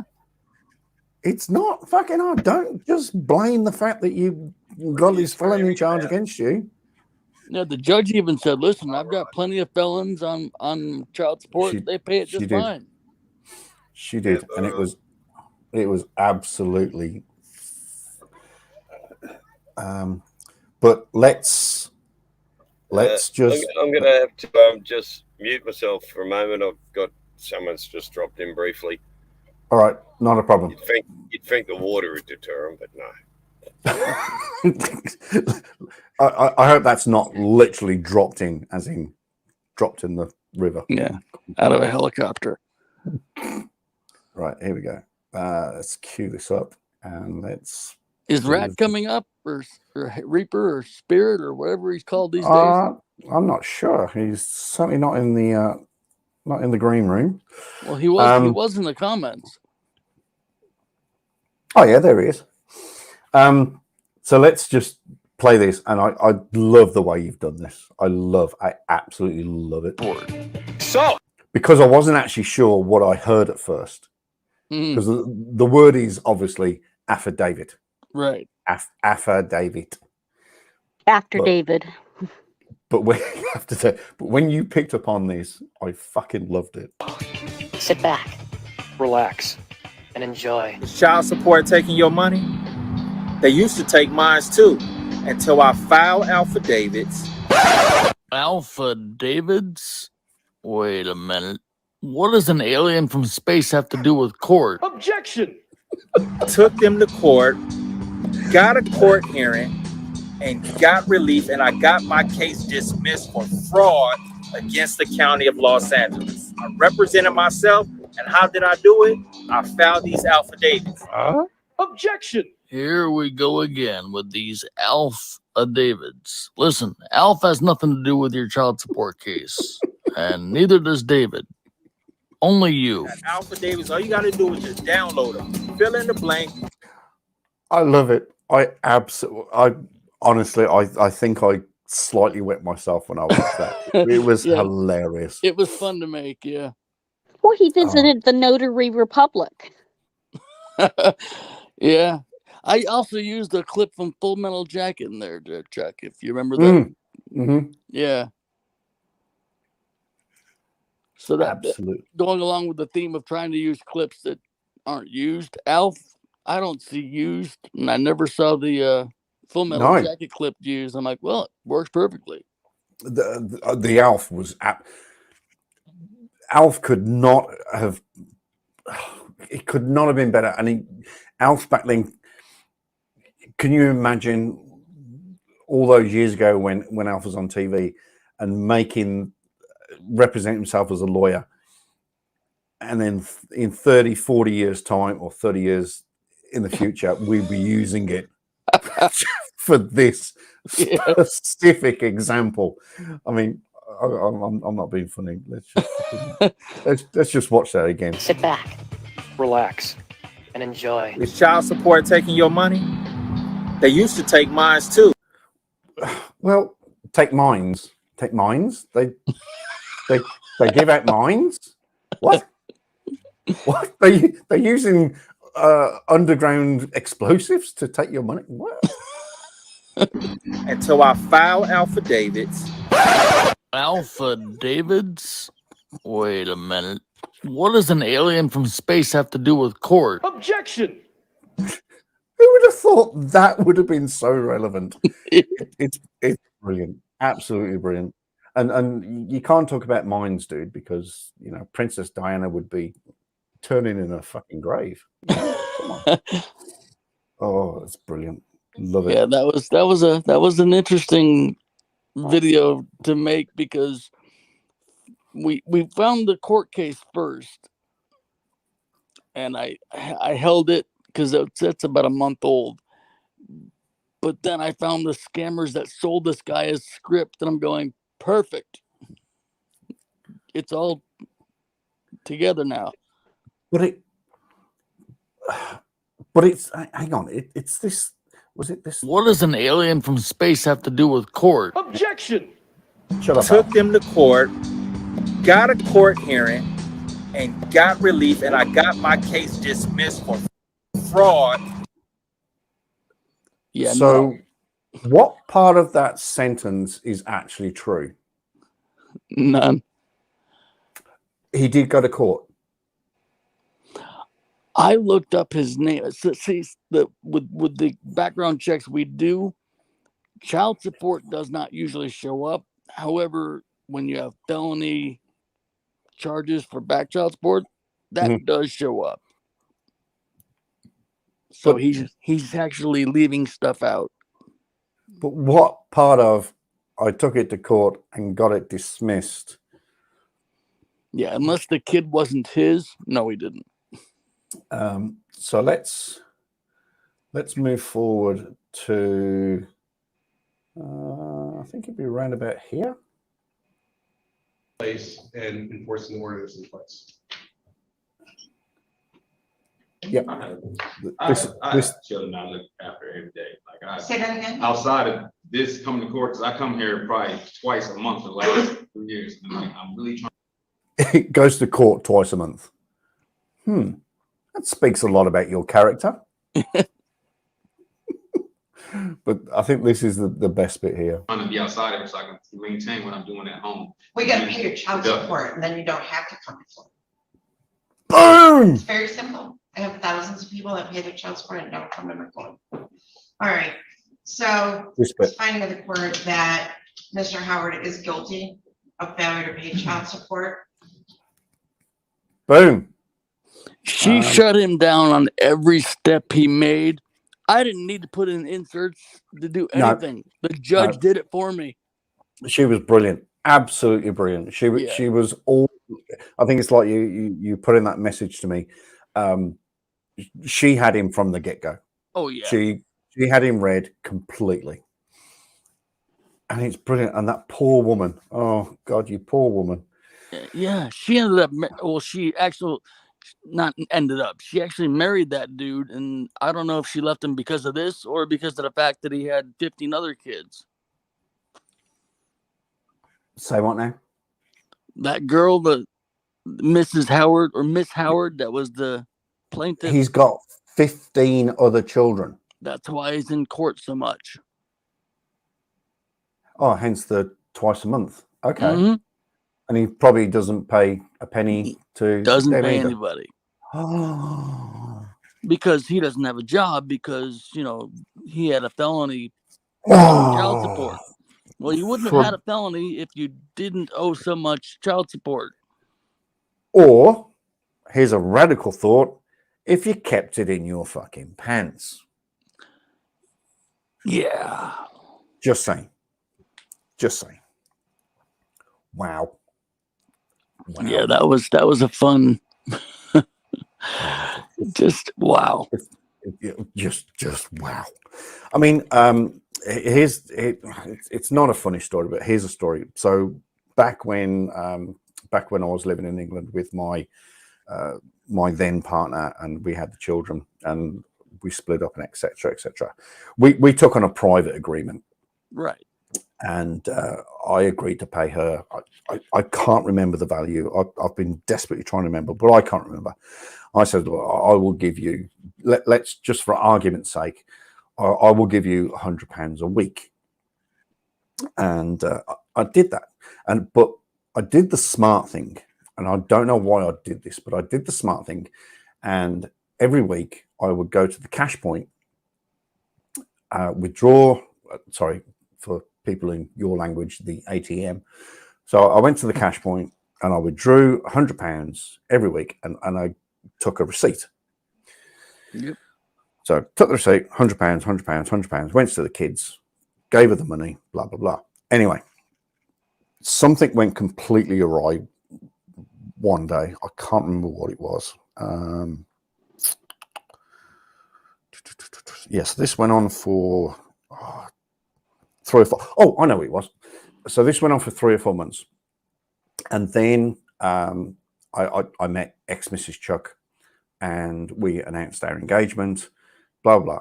And she was so bitter and twisted that she says, right, and I was seeing the kids every week, £100, £100. See the kids. She was so bitter and twisted the fact that I'd met somebody else and got engaged.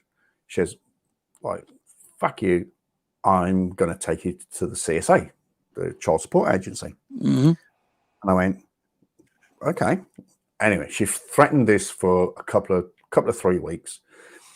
And I thought, oh, do you know what I'm going to do? I'm actually going to get ahead of this. So phoned the CSA, had a great chat, explained all the circumstances, blah, blah, blah, blah, blah. And I says, and Miss P is going to contact you and report me. But I thought I'd let you know that I am paying. We had a private agreement and we agreed not to go through the CSA. And I've been paying her £100 every week since whenever. Anyway, I think it was about 2 weeks later, I get a phone call from the CSA and they says, oh, Miss P has been in touch and made these allegations or made a complaint. I said, okay. And she went, but I have to tell you that we have done a calculation based on your earnings, based on 2 children, based on this, that, and the other, that you should actually only have been, should have been paying, I think it was something like £67 or something like that. She says, you have actually overpaid, because I had all the receipts as well. She says, you have actually overpaid for 3 months. So we're going to give you, we're now going to go on CSA. You have to pay us and we pay her. She says, but you've overpaid. And we're going to give you a 3-month break. Yeah, she only hurt herself on that. So of course I phoned her. I shouldn't have done it. But I phoned her and says, oh, hey, Miss B, CSA been to, oh, good. They fucking finally got you there. And I went, yeah, I've got a payment break of 3 months. Oh, my God. Oh, God, it would have been, in her house, it would have been like the 4th of July. The fireworks were going. She was so pissed. I found it incredibly, hilariously funny. But of course, and she stopped me having the kids for about a month. Oh, she went, no, we're busy. We're doing this. We're doing that. But it just proves the fact that if you actually pay your CSA or you pay your child support or you just pay, you won't go to court. Just be a fucking good father. Yeah. But at the end of the day, I only had 2. He's got 15. So yeah, and I'm not all for, forced child support. I'm all for parents co-parenting and figuring it out. But like you said, you were in that position that you guys figured it out. It worked great until she had a wild hair and then tried to force you. And then they told you, well, you were paying too much. Yeah. I just don't agree with it unless it becomes a situation where, like the guy we showed in the video, where he's not going to pay attention to any child in the first place. He's not going to visit. He's not going to do anything. No. And he won't pay unless he's forced to. Absolutely. And of course, on top of giving Miss P the money as well, I was taking the kids out, taking them to parks and attractions and this, and buying them gifts and buying them this and buying them that. Sure. So well overspent, completely overspent. I'm sure that if I, probably not, but if I said, well, every time I actually had them, I would probably spend another £100 on just entertaining them and feeding them and keeping them alive. They'd have gone, oh, you can have 6 months off. And that would have, oh, God, Jesus, that would have blown her mind. Yeah. Kids are expensive pets. People don't realize. Of course they are. And they're unfortunately, they're not just for Christmas either. Yeah. And now that I have grandchildren, I'm still somehow paying. I don't know how. But no, I'm giving more to my grandchildren than I even thought. I'm like, I spend so much money on spoiling them. Mm-hmm. And I'm like, what? Wait a minute. What do your parents do? I mean, they're my kids, and yeah, they're great parents, and they're teaching the traditions along to it. But I'm like, hey, why am I buying all this stuff for Christmas? What are you getting? What am I buying 16,000 toys? Yeah. Shouldn't you be doing that? Well, but they love Grandpa, and I love them. Of course they do. Of course they do. Yeah, I'm more than happy to do it. I wouldn't do it any other way. No. And I was happy. I paid my dues. I did my shit, and I saw them, and every time I saw them, they were healthy, and they were perfect. And she was a good mum. She's a bit now, but and she still hates me. 24 years on. The X effect, yeah. Yeah, it's the X factor. Right. I saw that TV show. That's what I thought it was about. I didn't know. Disgruntled parents, disgruntled partners that have split. Well, these days with all these reality TV shows, I heard the X Factor. I'm like, oh dear Lord, they're making that movie, TV show out of that now. Just another American Idol. I didn't know. That's funny. Yes, X Factor wasn't the original. What was the original? America's Got Talent. No. There's American Idol, X Factor, America's Got Talent. I don't even know what else is anymore. But it started in Britain, and it wasn't called Britain's Got Talent. Oh God, what was it called?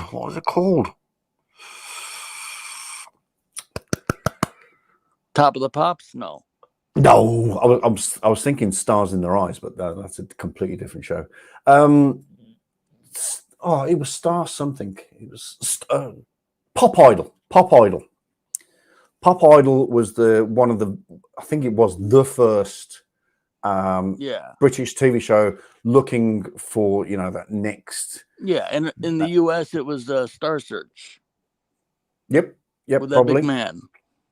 Ed McMahon, bloody hell! There's a name I haven't heard for a while.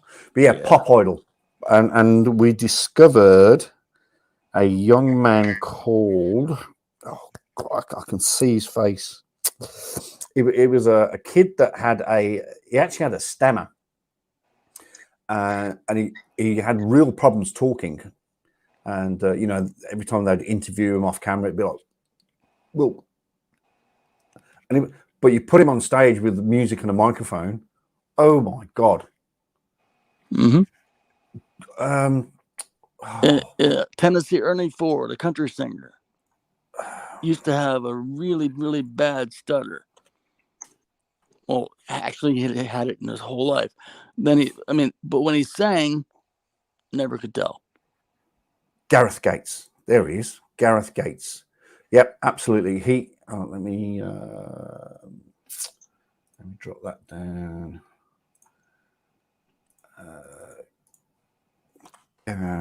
Gareth Gates. Let me just bring that up and then bring this up. So this is Gareth Gates. This guy here. He had a little gap in his teeth. He had little spiky hair, and he was a really shy 20-something, but went on to win the first Pop Idol, or one of the first Pop Idol, and he was huge. It's like I said, you put him on a stage with a microphone and some music, you think you're listening to freaking Liberace or bloody Placido Domingo. He was awesome. But yeah, off stage had that terrible stutter. But yeah, bless him. He was funny. He was good. And that was the very first Star Search, if you like. Yeah. Star Search was about late 70s, 80s, I believe. Oh well, we had things in England called Opportunity Knocks. Yeah. That's where, oh God, there were so many people that discovered. A comedian called Jim Davidson. You probably wouldn't know Jim Davidson. Well, no, you forget, Chuck. In Ontario, we're getting the BBC and stuff like that news. It's not exactly USA. No.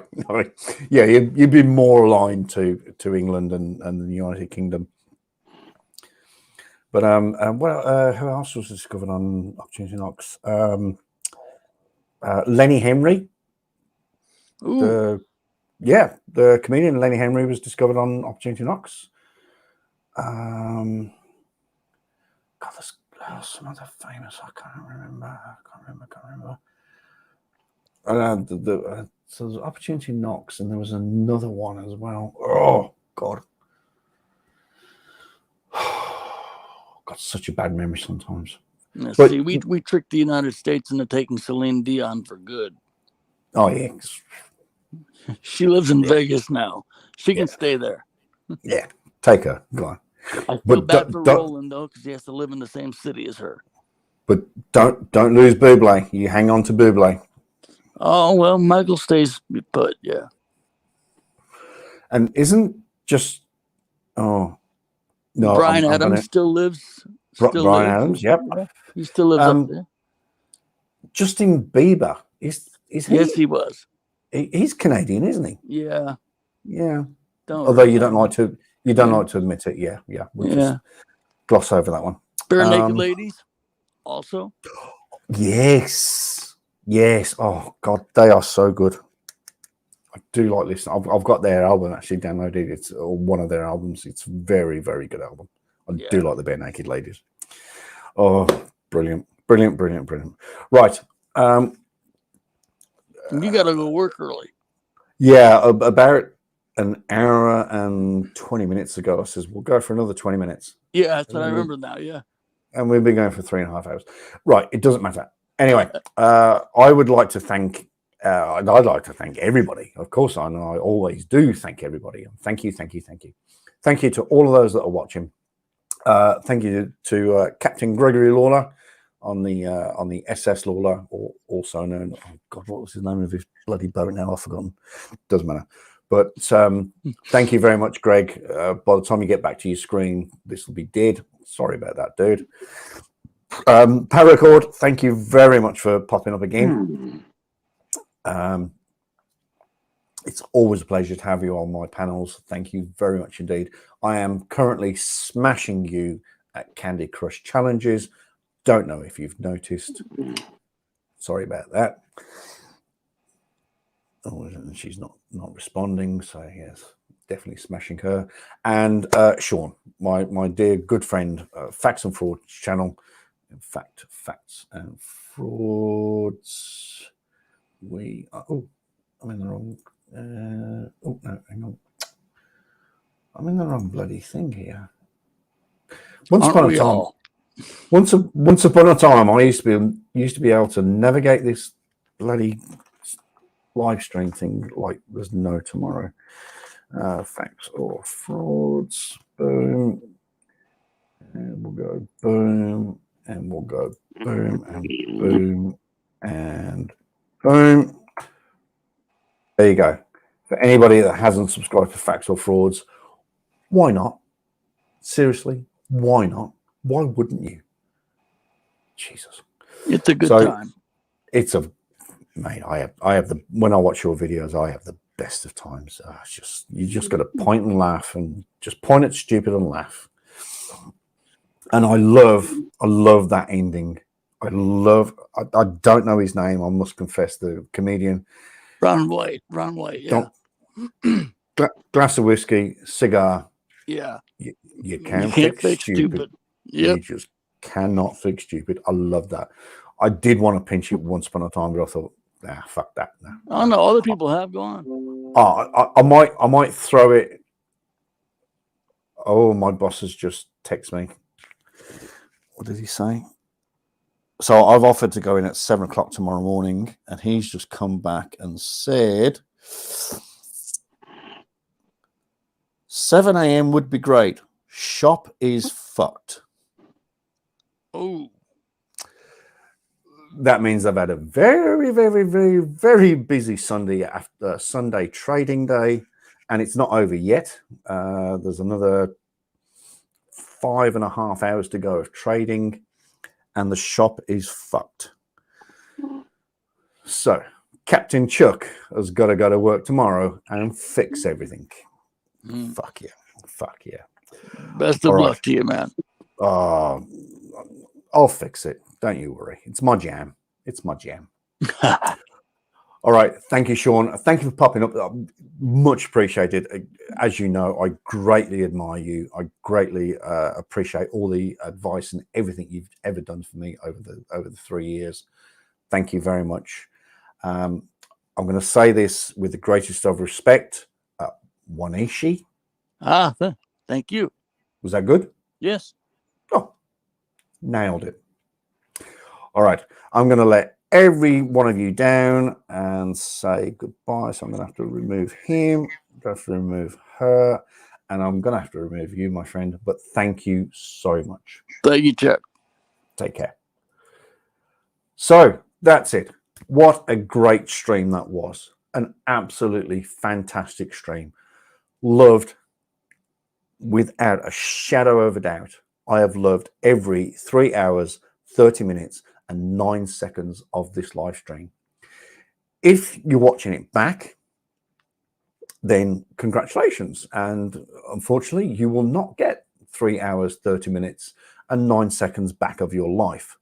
But seriously, thank you for watching it. Honestly, I have had the best. Thank you, Pat. I have had, I'm not going to say this is my best live stream ever, but it definitely ranks right up there in the top 10. Queen of Spade, Greg Lawler, Paracord Princess, Sean from Facts or Frauds. It doesn't get any better than that. I'm sorry. All I can say is thank you, and I will pay homage again to Sean because I nailed it before. I'm going to nail it again. Wanishi. I will see you on the next video or on the next live stream. There are a lot of videos to come out of this channel. I have been given an awful lot of material over the last couple of weeks. We'll probably just get Christmas out of the way. I need to get Christmas and New Year out of the way, obviously working in the supermarket. But after that, watch out, kids. There's going to be a lot of videos flying from this channel. Thank you very much for watching. I hope you did enjoy it. If you did, down there somewhere in the corner is an icon. Where is it? Wait, oh, hang on. I think it's about there. Right there is an icon that will help you to subscribe to this channel.